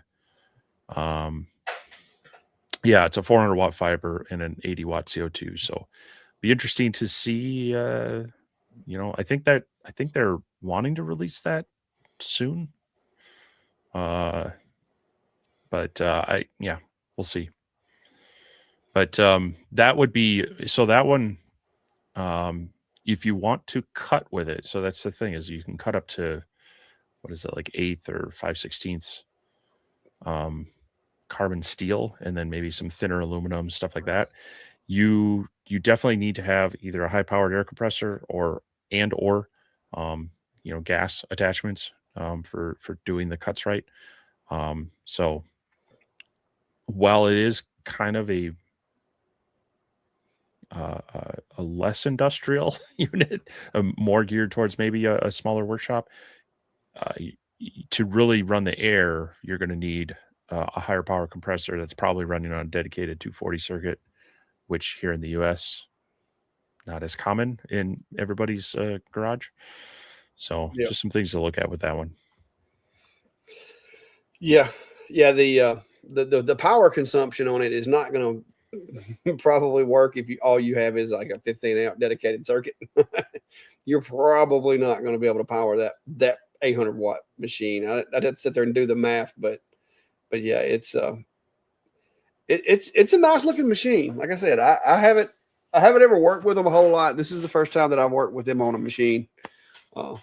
And like I said, I haven't got the video ready yet, but so far, like I said, their software is kind of like it's on par with everybody else's. It's not Lightburn and it's not quite Xtool Studio, but it works with their machine as far as like a CAM software. It's not what I would consider doing a whole lot of designing in, but so far their software has worked fine for operating the machine using files already put together. Oh, it's pretty handy.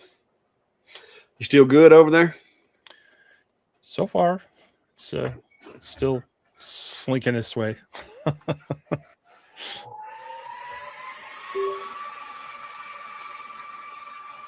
Firing up a wind tunnel. It does that when it first comes on. I don't know if it's like testing the fans or what, but that son of a gun will scream. Now it's booted up now. Can you hear it? No, it's good now. It's just Well, when you first power it up, it reminds you of the Omni X. Like it's bad. Yeah, so that's the thing with the Omni X is I moved it down to my basement shop so it wasn't in the way of the other machines I was testing. And then I fired it up the other day. I went, whew. And then Carla's like, "You got something running downstairs?" I'm like, "Yeah." Yeah. See here, watch this.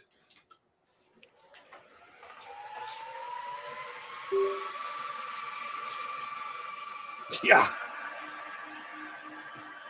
Yeah, the boot sequence on it, like it'll kick up. But once you get it booted though, well, you can go in here and decide whatever you want to engrave. There's the camera. I've got to calibrate it. I haven't calibrated it, so it's off. But it does have a camera and everything in it. Like I said, the software looks a lot like. It kind of looks like it's built on the same framework as, say, like Xtool Studio, but it's not quite that. It's not quite to that level yet. It does have some different tools and so forth, but so far it's done a decent job. And you can, like I said, you can change. Like the thing that I like about it is like in here, you can change the whether you're using blue light or red. Like it is definitely a lot more fluid with their software. And then you've got roller, chuck, expanded engraving, batch engraving, embossed engraving. It's got a bunch of different options. So it's going to be an interesting machine, I think. So far, it hasn't been problematic or anything. Like I said, the software is just a little. It's a little less robust than I would like for it to be, but there again, as long as you're not designing in it, it seems to do a good job. So that's where I'm at on that. But this is it. So they probably should have made the door come up a little further because it to me it seems like it needs to go a little higher. But yeah, it has an enclosure. The laser itself, as well as the little source box there, both have handles on it. So you could literally carry the whole machine with two hands. And it's not all that heavy, but I don't know that I would consider it portable because it's a little big, like toting everything around. So Dave, they do make a 120 version for the laser itself, but for the air compressor that they recommend to be able to cut the metal with the 400 watt fiber, that requires a 240 volt circuit because the airflow needed for it is a lot higher than your typical, garage shop air compressor. It's not the laser itself; it's the They do. I mean, if you really wanted to, Well, you got the you laser, then you got the exhaust, then you got air compressor. well, yeah, but I'm just saying that the requirement for the 240 is the air compressor to be able to do the metal cutting. If you don't want to do that, well, I don't know why you would get the laser then, but you can go with a lower powered air compressor just for your typical wood cutting and such. And yeah, that would work out on a more traditional circuit, but it wasn't the laser, it was just the air compressor. I just wanted to clarify that. Yeah, but the system as a whole, like a lot of people aren't going to be set up to, to be able to throw that much voltage and wattage into the machine. I'm gonna be honest with you. That's one of the reasons why I'm kind of like particular about what I bring into my shop, is because there's electrical needs that I'm not really set up to handle right now. Yeah, it's that, and once you start getting into those bigger machines that require a lot of those larger circuits, you're kind of getting outside the audience of your typical, hobbyist, small business person doing the side gig kind of thing. And I feel like that's what we do, and that's kind of what our audience is. I don't want to all of a sudden be jumping into equipment. I think this one, we'll see. I mean, like I say, this is kind of straddling that hobbyist, small business, not quite industrial, but it's getting really close.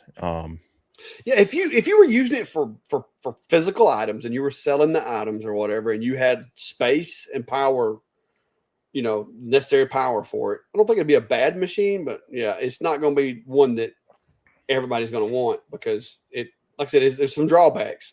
The fact that it's as big as a chest freezer is going to be one of the drawbacks, just because it's a pretty good sized machine too. I mean, when I looked at it, the specs were the dimensions are pretty close to the P3, which is close to a chest freezer, but it's like a small chest freezer, like a narrow but wide one, So I mean, it's I've seen other, the people with the Thunders, like Chris Clemson's that big laser, that thing is Brett over at Brett's Laser Garage got that, was it 120 watt Monport that looked like a queen size bed. That's pushing. I mean, I don't have the room for that right now, and that's one thing that I have to consider too, is if I bring that into the shop, what's going out, because I only have a finite amount of space. And so if I bring something in, something has to go out. And that is the dilemma that I have here.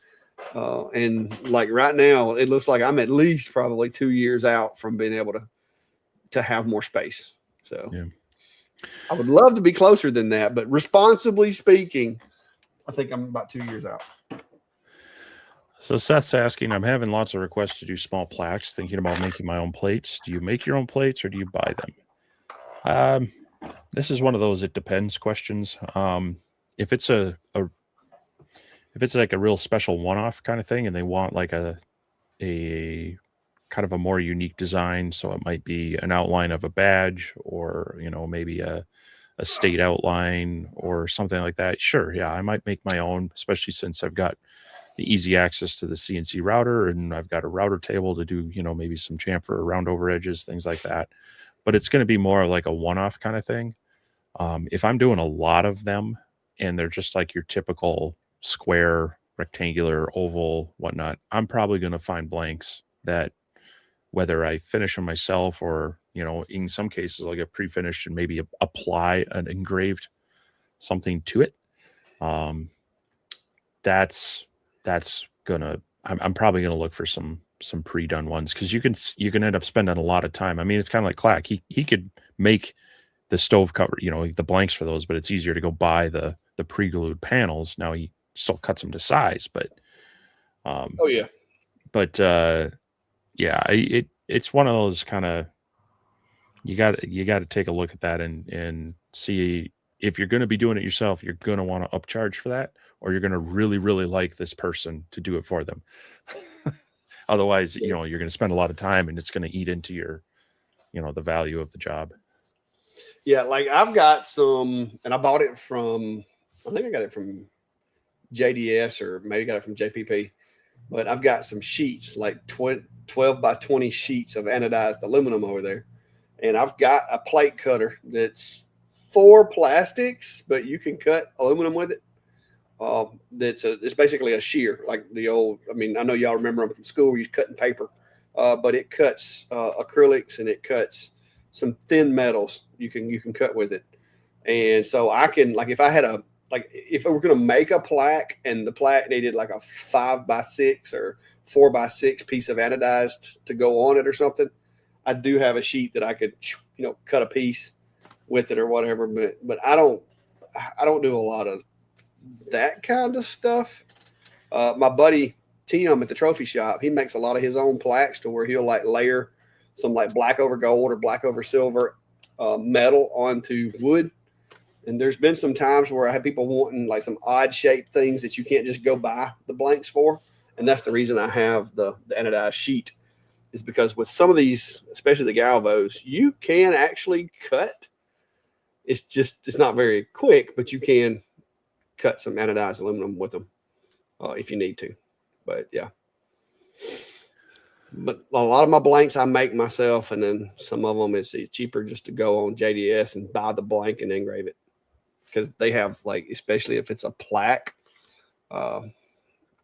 they have all kinds of different shapes that you can get. And if you're not familiar with it, I'll show you. I mean, it's where I go on here and get lots of stuff. So like you can go, like, this is JDS. It's JDS wholesale. Now you do have to like create an account with them and give them your EIN and all this kind of good stuff. Yeah, you need to be a legit business for them. Yeah, but you can get like, you talking about plaque plates. You can go in here and like, these are the different plates. Like if that's what you're talking about doing. So you don't have to worry about trying to drill the holes or cut these shapes or nothing like that.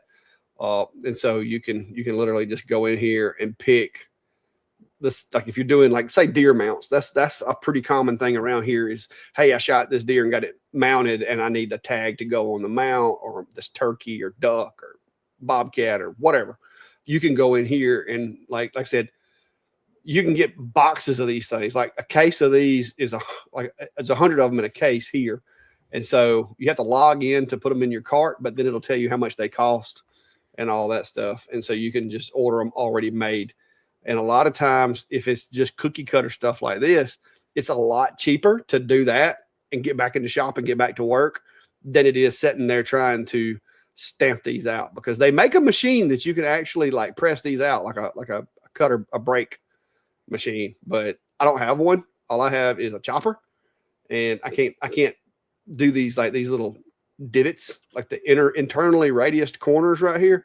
There's actually a machine that does that. Like it's a little nipper that like looks like a pair of shears or something that takes that corner off. But you can buy these already cut. You don't have to worry about it. So I'll show y'all my antique. Hang on.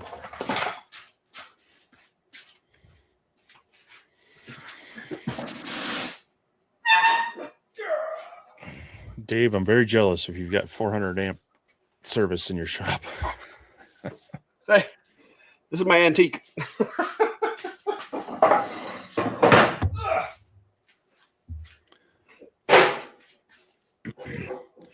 Yeah, Mark, the X-Tool laser welder, that machine is pretty chunky. You know, it's a pretty big block itself, and then yeah, they've got the whole console that goes on it for the source and the welder.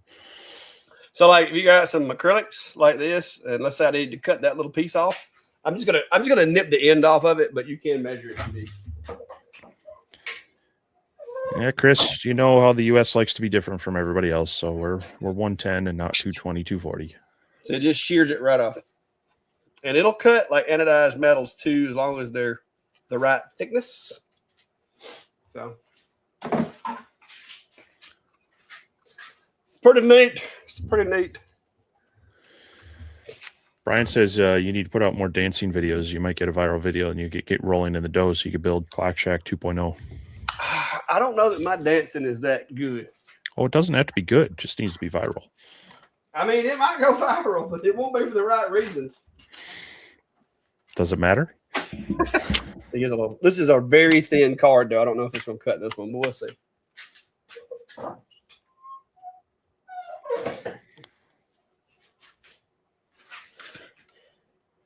You see, it like shears it. So if you needed to make a little plaque to go on something like that, now without drilling the holes in it, of course, you're going to have to use like some double-sided adhesive or something to mount it with. But you can cut thin metals, plastics, and stuff with it.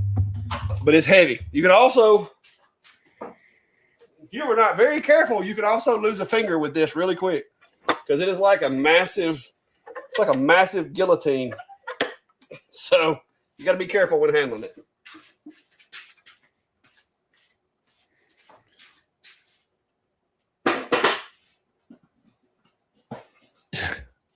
Rob says, be careful lifting those antiques. You don't need more back problems. Hey, that thing's heavy.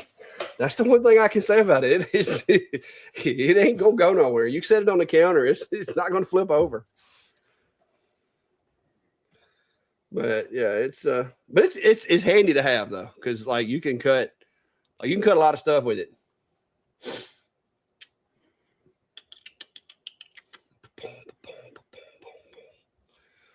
But yeah, JDS is one of those places that you can, like I said, you can order some cool, interesting blanks from there, but you got to order a bunch of them to get them cheap.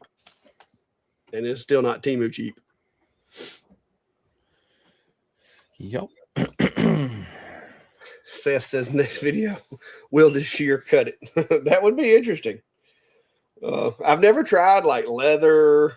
I haven't used that one on paper. I've got one that I use on paper that's like a crafter type cutter. And then Yuffie sent me one that cuts the stickers. So.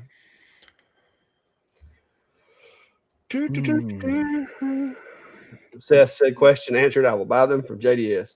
Well, good deal. Good deal. Good deal. Yeah, like I said, it's a lot of times it is easier to just get them from them.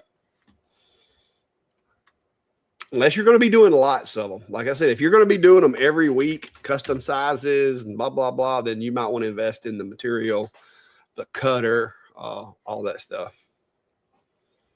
Because they have the different tools too.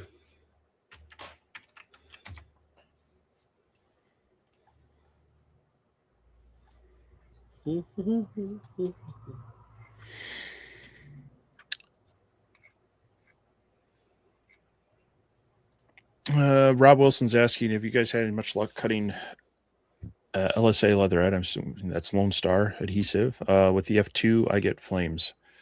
I have not played with that yet. I did some with the, was it the F1? And yeah, you'll set it on fire if you ain't careful. Even like the 3-layer stuff, it'll get a little flamey if you ain't careful. The leatherette, from what I can recall, I don't got it sitting here. I had to go like a lot of passes. Keep it moving, because if you sit still, it will get flamey. I did a video. I think it was a live actually that I did it. The blue laser, of course, did a lot better than the IR, but I'm pretty sure I cut it on the, I think it was the F1. Is the F1 or the F1 Ultra? Not sure. Yeah, and the Lone Star adhesive leatherette's kind of, it's durable. Yeah, that sticky little layer beefier on it is a little hard to cut with the blue laser because it's kind of like semi-transparent, and so it'll cut everything but the little sticky layer, and it's like almost like you got to take a knife or scissors and cut that. So that's one of those things too, to where if you could come up with like a punch or shear that would just like cut your round patches out, like that would be the way to go with that stuff. Yeah, he says his wife's wanting to do a mobile hat bar.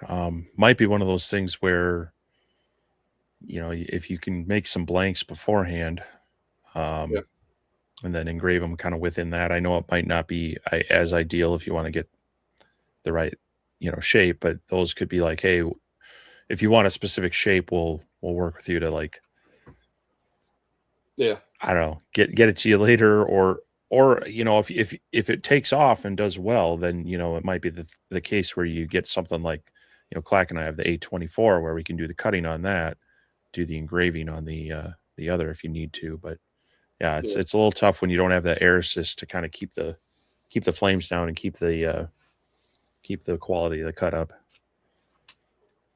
Yep.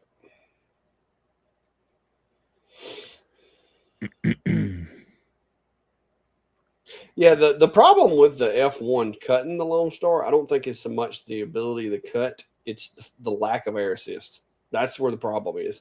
It's not that the blue laser can't cut it. I see somebody saying that they cut it with a 20-watt easily with the D1 Pro. Yeah, it doesn't. It's not that it takes a lot of power to cut the stuff necessarily as much as with the F1 Ultra, you don't have an air assist. Now, you could improvise maybe and like Steve said, have a small one of those little bitty machines that does have an air assist sitting there to the side. Maybe it's like one of the little, the little tiny 150 by 150 machines that's just big enough to cut the patch with, and then use the F1 to engrave it. Maybe that's a working plan, but you're going to want to have air assist to cut it. That's for sure. Like I said, especially to get through that last little bit of that sticky adhesive, because that stuff does kind of hang on like mozzarella cheese on a pizza. Like it's like when you pull the piece, it's like it just strings. because I've cut some of it before, and that's exactly what happens to it. Yeah, I mean that would be. So you end up with like this. That'd be a case for the SculptFun iCube Ultra, because they have the 12-watt blue diode on it, and then they have an air assist option, and it's very portable. So yeah, that would be my thing, is get you a little small machine to take with you to cut, and then once you cut it, then do it. But yeah, this sticky part right here, like I said, it's like that mozzarella pizza. It's just like when you cut it, it's like, yeah. But yeah, this stuff gets a little flamey sometimes if you don't have air assist. I should have cut that off while I had my machine over here.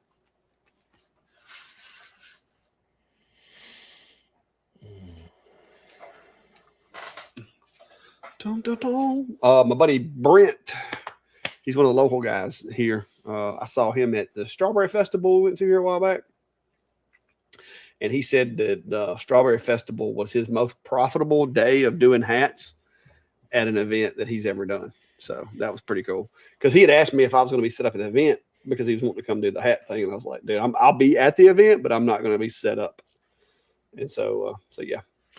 Yeah, this is where, if you could do the whole mobile trailer setup and you had a little CO2 in there, you got your galvos, you got your UV printer, you could do a lot of on-spot customization stuff, but it had to be the thing where that's your thing. You go to like weekend events and do that. So yeah, he had it set up pretty nice. The way it, from what I can recall, the way he had his set up was he had like pre-cut patches, like of all different shapes or whatever.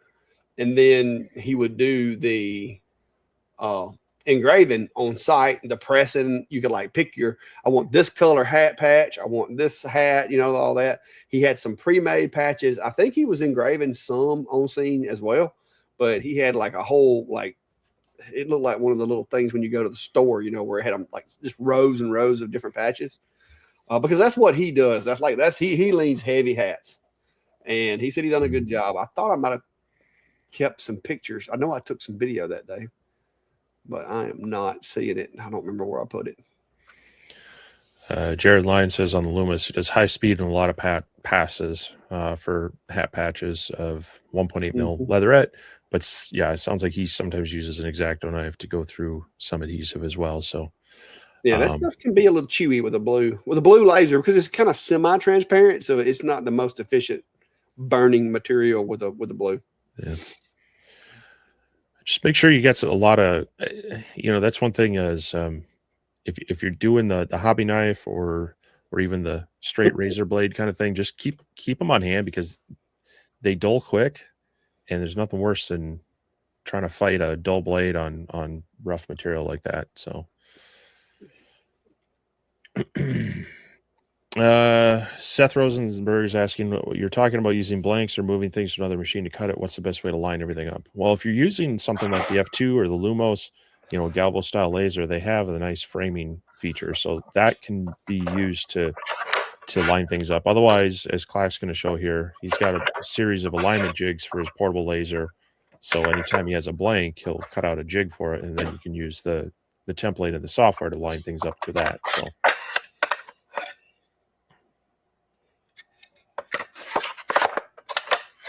otherwise, you can use framing tool, or you can set, some of the tricks. If you have a round object and you want it centered, you can change your laser to current position and your origin to center.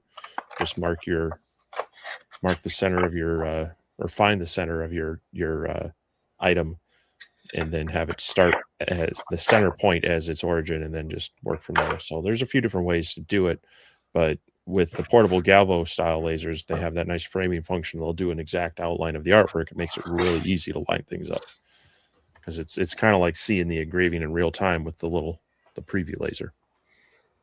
Yeah. Like I said, you can do a lot with just using the framing laser, but if you really start turning them out, and you're turning them out quick, especially with the X-Tool products, you get 8 canvases per file. And so I have in X-Tool Studio, I actually have a file that I can open, and that file contains the top 8 most popular designs that I do at events.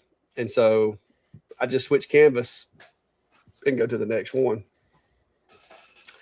And it's that simple. So matter of fact, I don't have it connected, so we'll see here. I'll show you.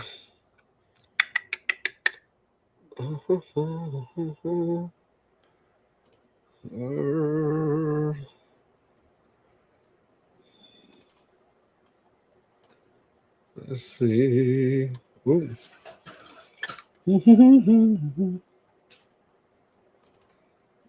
Let's see.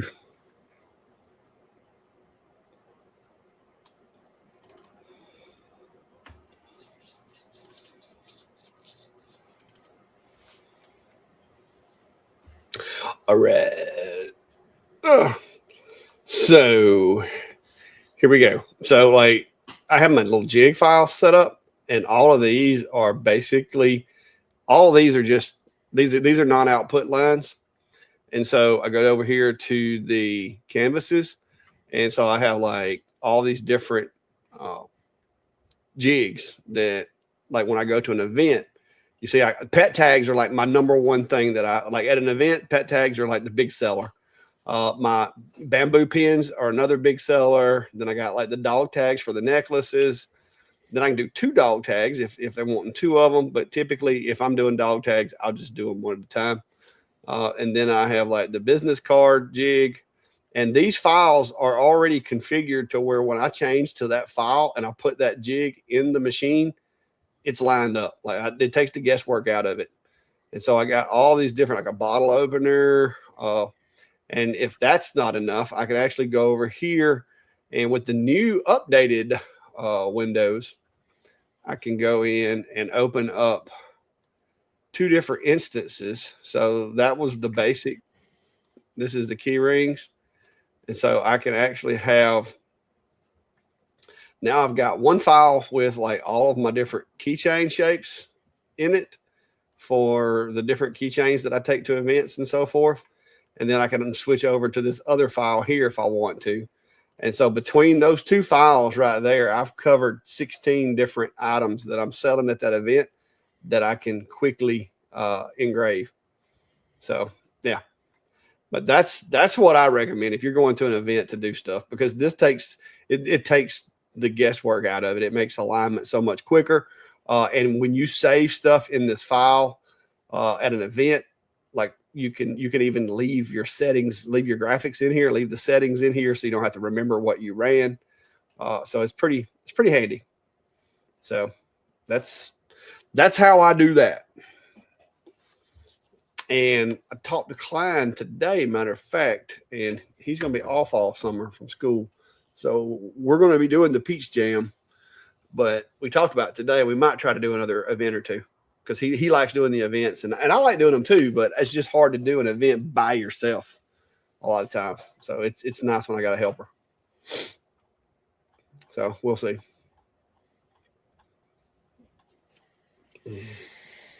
Jack says you can add an air tube that sits beside the laser plate. Yeah, that's still not going to be the same as having it directly down onto the cut. So I mean that would probably help, but I don't think that's going to cure it.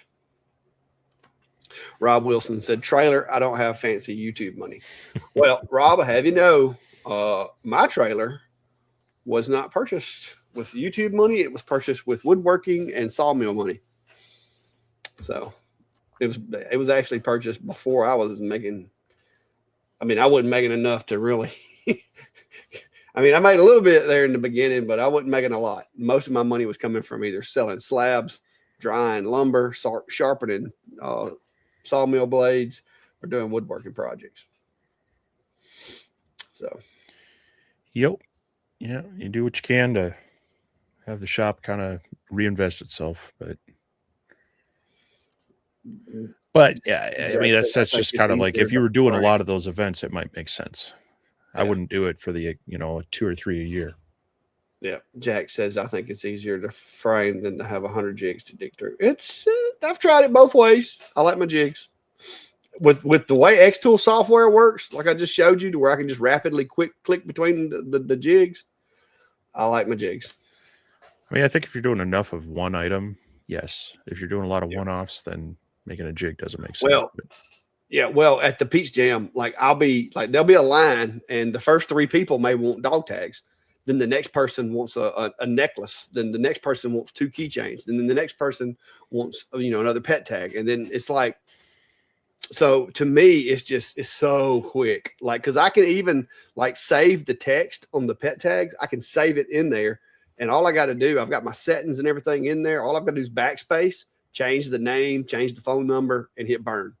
And I don't have to reinvent the wheel. And then when I go to another item, I can just click on it and do the same thing. I can backspace, change the text, and go from there. So the ones I just showed y'all are actually sterilized jigs, because the ones that I use at events are on my laptop, because that's the machine that I use when I go places. So to me, it's so much better, so much organized, so much less guesswork, because you'll be ran the settings for a bamboo ink pen on an anodized dog tag if you don't switch from file to file. Yep.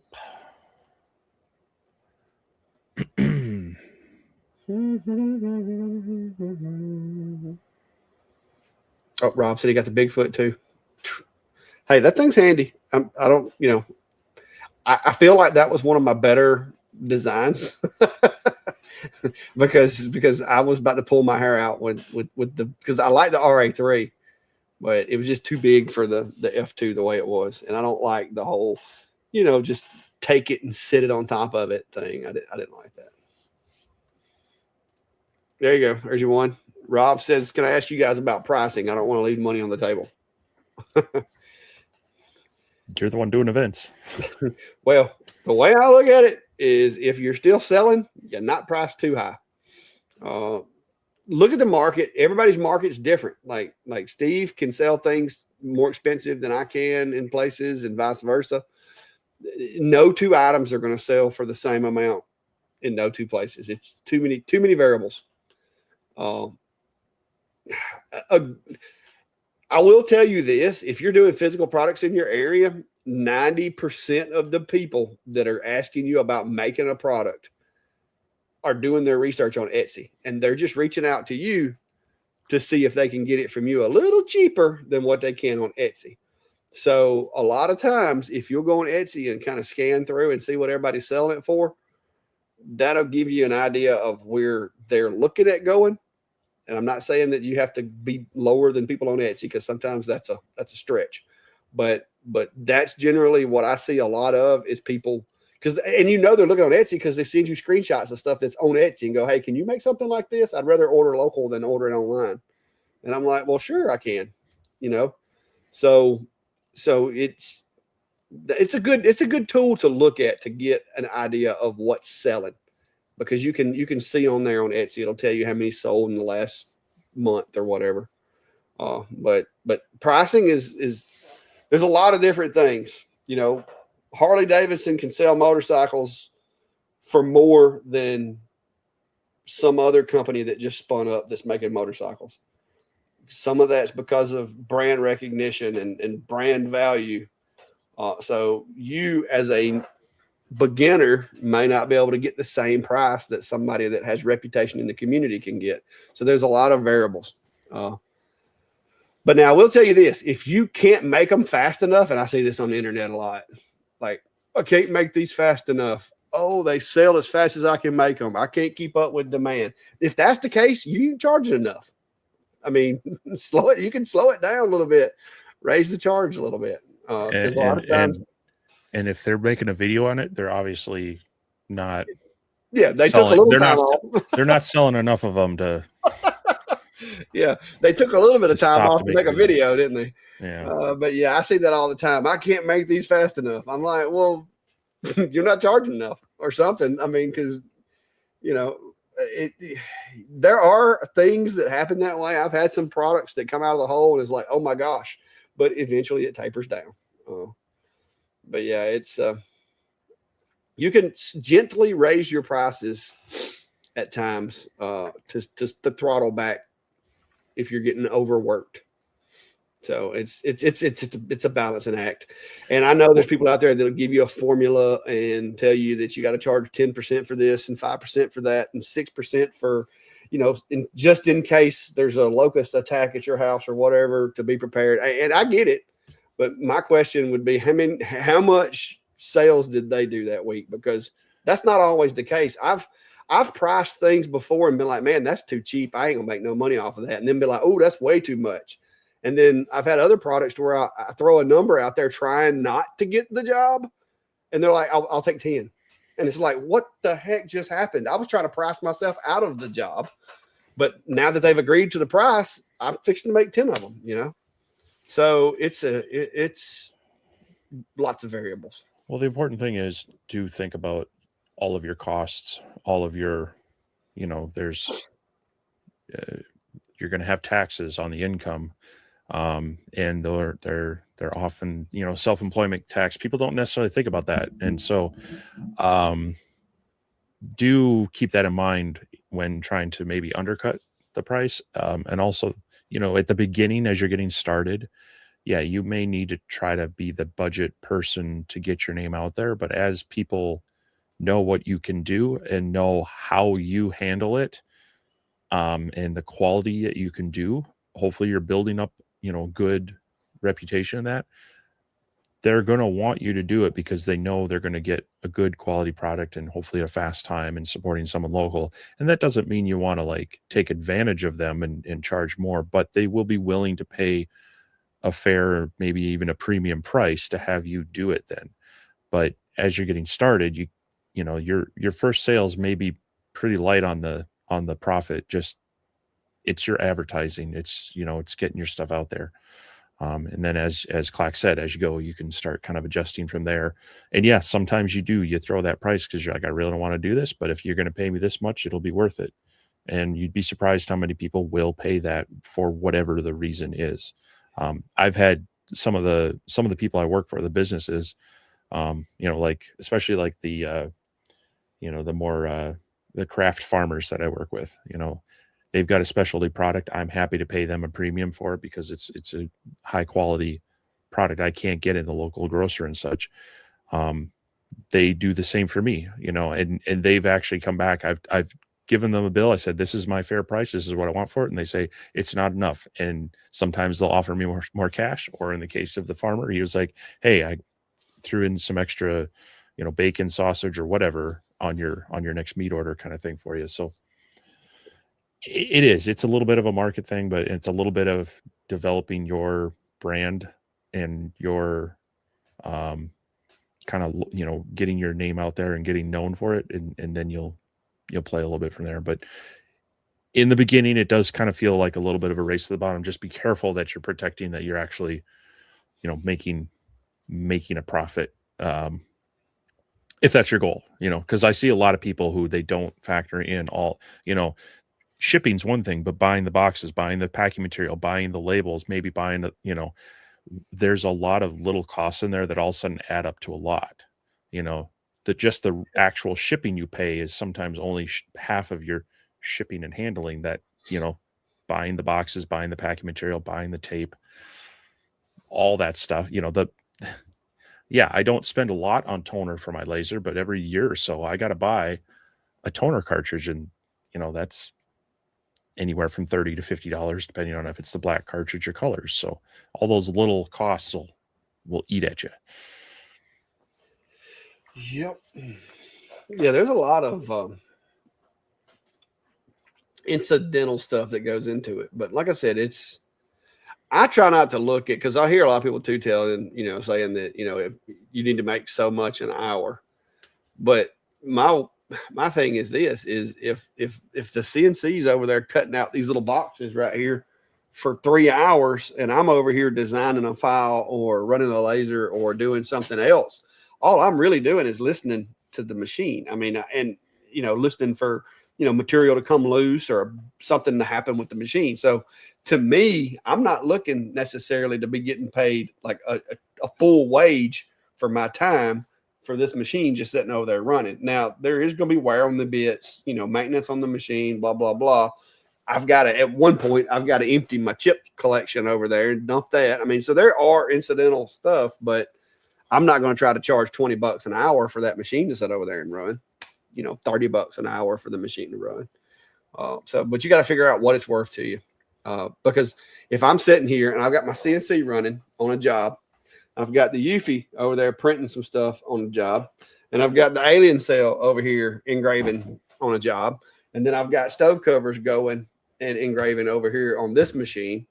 Yeah, I'm not making, each job's not paying me a lot of money, but if you look at, I got 6 different jobs going. If each one of them makes me $10 to $20 an hour, that's a pretty good little hourly wage for me to just sit here and babysit machines while they're running. That's the way I look at it, because a lot of the stuff that I do, that's what I'm doing. I'm just babysitting machines. I mean, I got 8 stove covers sitting over there. Those are $100 a piece is what I get on them. And I made those Friday, all 8 of them.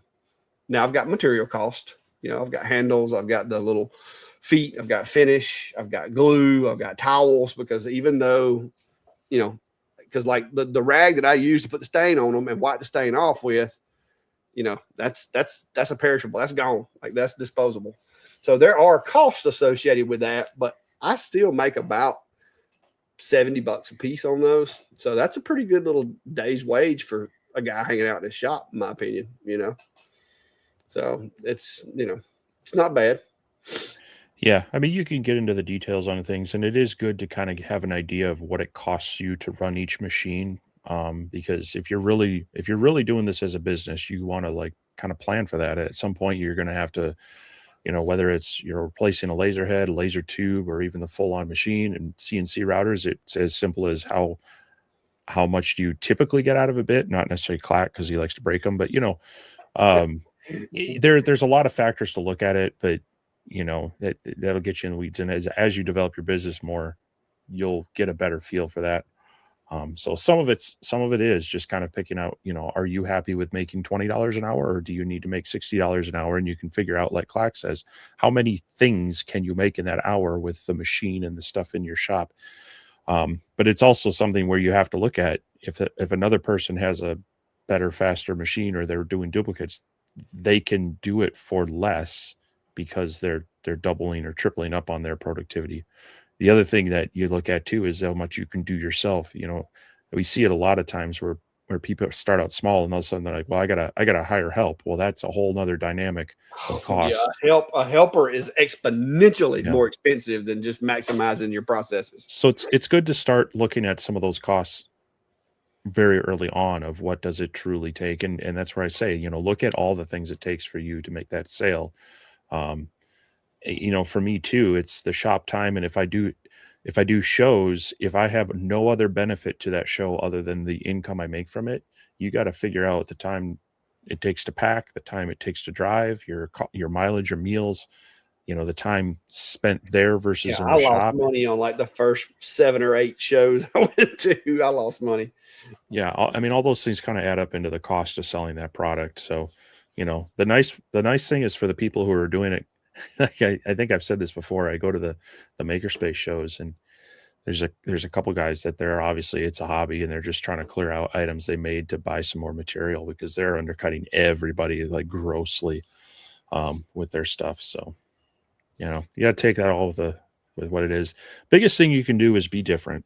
Put your spin on stuff, and then it's not so much a race to bottom. You can more set like it's more unique. You're one of a few or the only one who does that, and then it's going to have more intrinsic value there. Yeah, and one thing that I will say, whether you're doing it as a hobby, small business, or you want to spin it up into a business one day, start keeping your money separated, like your business money. Keep your business money, and your household budget money. Keep those things separate, and keep up with how much comes in, how much goes out. And if you're doing it as a job and more is going out than is coming in, then obviously there's either a problem with your expenses are way overrun, or you're not charging enough for your products, because you'll start losing money. Because I'm very bad about, I don't necessarily sit and analyze for 6 weeks every single thing that I do. But if I start looking at my bills at the end of the month and I'm spending more on materials and electric and all these things than what I brought in that month, then obviously there is a severe issue with the operation. And I either need to cut expenses or raise revenue. That's your 2 options. So far, I can honestly say that since I started doing this back in 2021, I've stayed in the green. Like I've never outspent myself. Even when I bought the CNC over there, I saved up and I put the money in the bank. And then when I got enough money in the bank, I left my cushion in there, because I try to keep a cushion in case somebody calls me and says, "Hey, I need 200 tumblers or whatever." You've got to have the money to be able to order those 200 tumblers or whatever to do that job. Because if not, you're going to be like, "Hey, can you pay up front for the tumblers?" And although a deposit's not a bad thing, you don't want them to have to buy all the tumblers up front. So it's a balance. But yeah, I bought the CNC, and of course, like I said, I was hammering CNC jobs. Like I was pushing the CNC jobs. Everybody was like, "Hey, can you cut this?" I'm like, "Yeah, I can make it real good on the CNC," because I was trying to use the CNC to make money to put back in the budget, because there was a big negative $4,000 for a CNC over there on my books. So if you can track your money, I think that would be a good insight for you to look at too. Like when you go buy materials, keep up with how much you spent on, nails and brads and staples and finish and paintbrushes and shop rags and all that kind of stuff. Just keep up with it and compare how much is coming out and how much is coming in. And that'll be an obvious indicator as to whether you're pricing it right or not. Like Steve says, if it's just a hobby and you're breaking even, hey, you're good. If it's a hobby and you're in the red, then maybe that's acceptable to you. But if you're trying to do it as a business, and like with me, I was trying to run mine into being a business so that I could do what I'm doing now, which is retire from my career and just work in my shop and draw that pension, put that money in the household budget, and then play with my shop money, which is, generally speaking, that's what I do. I reinvest all the money that my business makes goes back into the business, with the exception of I do draw a little bit of money out of the company every year to help with things around the house, to get things done and fixed and all that. So, but you got to figure out what it is. Like Steve said, what is it? What is your purpose? What is your goal? Are you trying to make a bunch of money, or are you just trying to not spend a bunch of money on your hobby that you enjoy? So we have ran over, sir. We are almost 40 minutes over. And Jake says, first time viewer and enjoyed it. Great content. I'll be back. That's awesome. Hopefully, that's very kind of you to say it's great content, because that's not how most people describe us. Yeah, me sitting in my basement hiding from the storms, which I think the worst of it seems to have passed for now, but there is another wave behind it. So hopefully this rain's heading north. They need it up by those forest fires, but I don't know that it's making it up there. But Anyway, yeah, it's late. So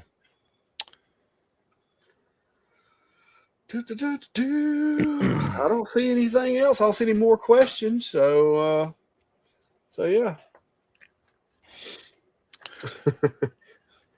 Chris says, Dave, the money you draw is really funding for the second channel. No, not really. I mean, the other channel, I don't have a very good, like my production budget's not real big around here. I don't know if y'all can tell or not.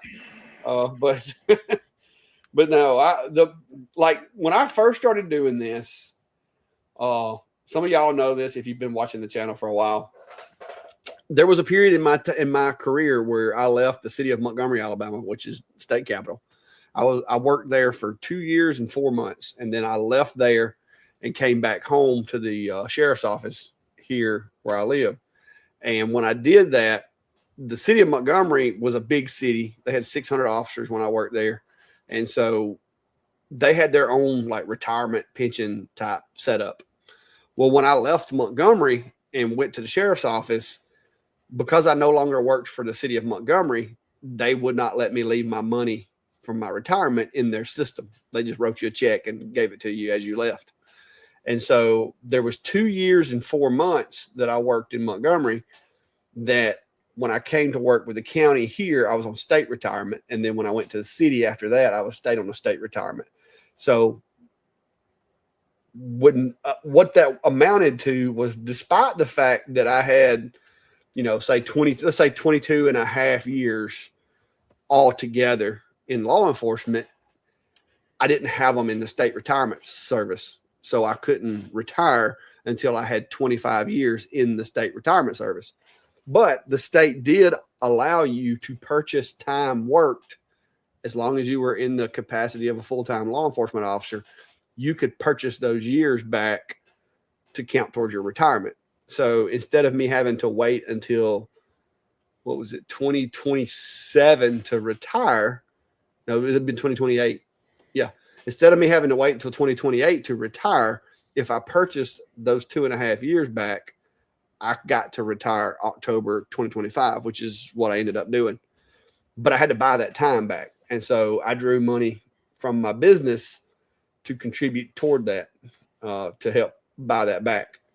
And that's how I enabled myself to be able to retire earlier than I would have, was by using the money from the business to finance buying that time back, because there wasn't that much wiggle room in my household budget to be throwing money at that. So I used it to substitute.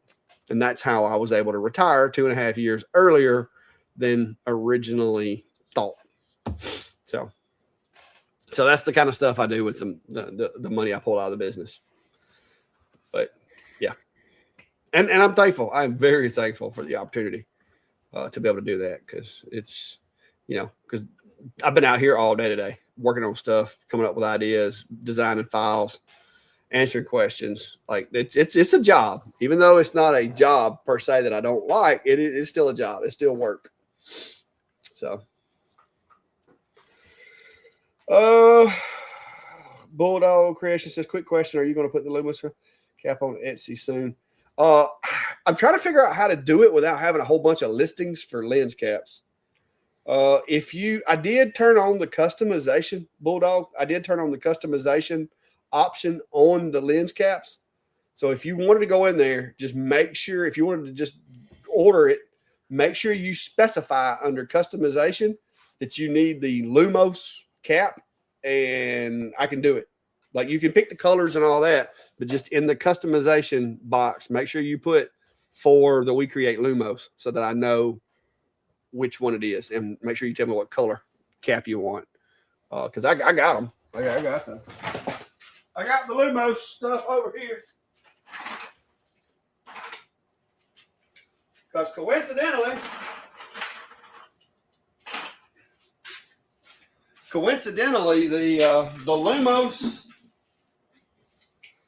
Lumos and the G Week or whatever both use the same 65 millimeter size lens cap. So I've converted most every lens cap that I've designed over to this format, and I can make you one. You just have to make sure you put in there uh, in the customization that it is for we create Lumos, and I can do it. So, but I got to figure out how to put that on there. I wish they give me one more option. I'd be able to do it, but they haven't. So anyway.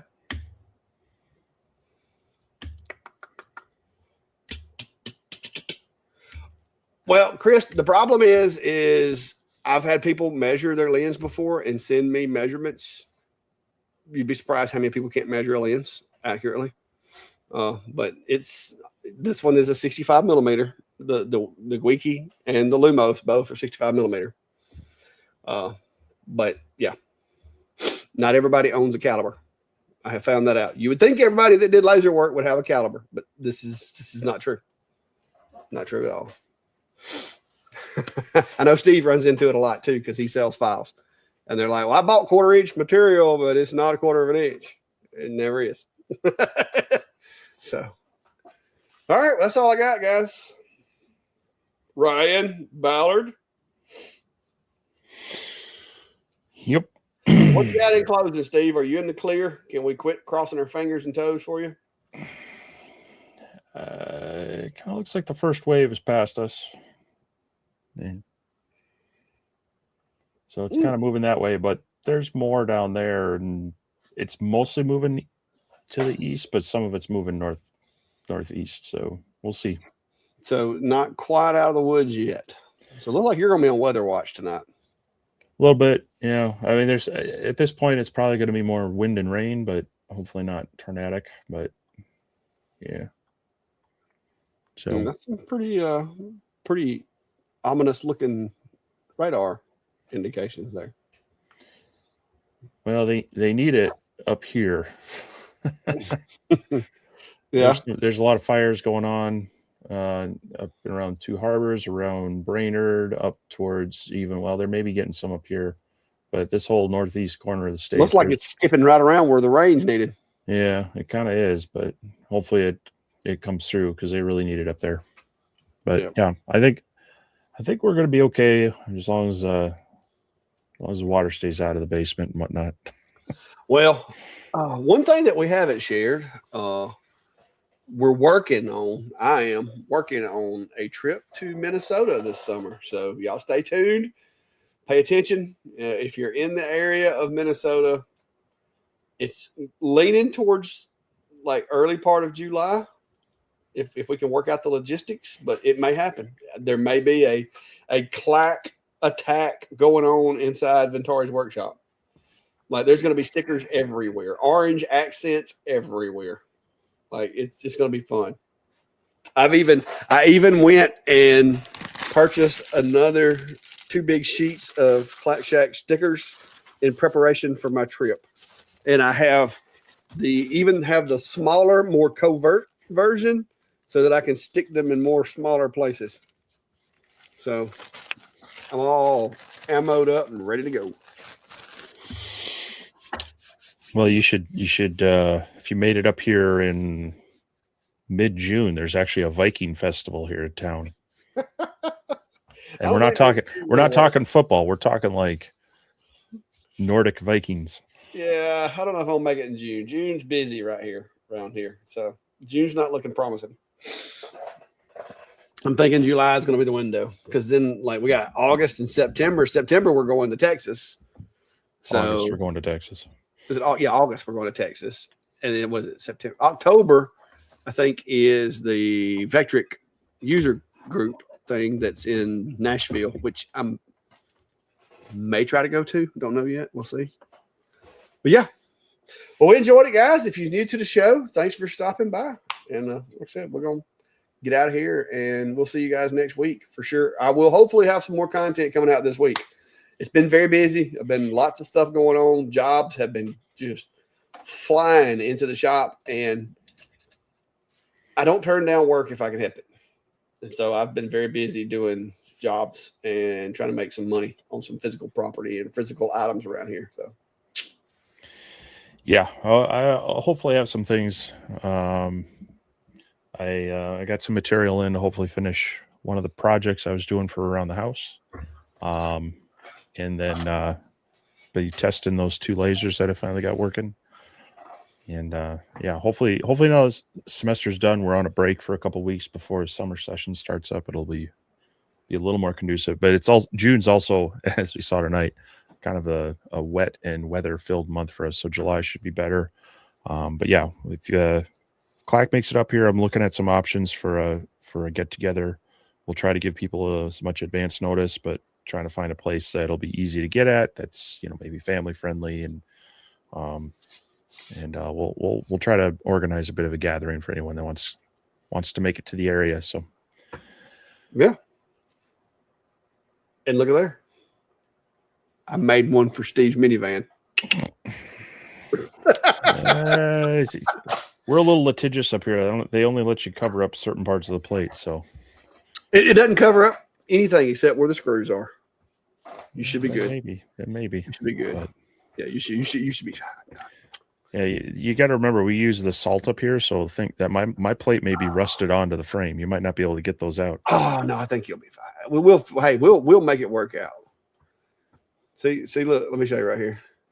See, trust me, because being that I deal with these type things for years, I made sure that it was like basically it only covers what the screw covers. I kept it as tight as I could. I did add a radius right here because I felt like strength wise, a radius corner would be better than a sharp corner. But yeah, those. It's a good thing I don't have 4 screws. Yeah. Well, I mean, I guess I could do a 2-screw version too. But yeah, and the ones that have the see, this one has the clackshack.com, but it's above the tag. Or below the tag, like on the other one, on the Trailblazer, if you'll notice, I did this one above too. But you can actually do below the tag as well if you have room down there. So, yeah.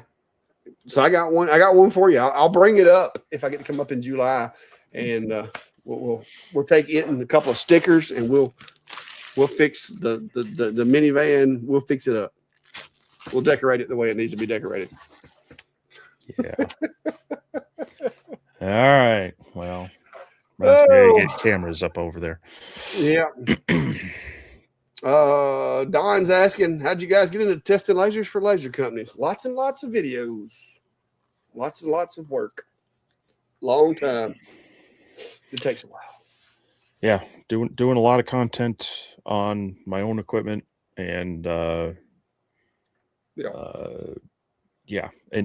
doing like legit tutorial more type stuff. That's what helped out. But yeah, it's you got to put in the footwork.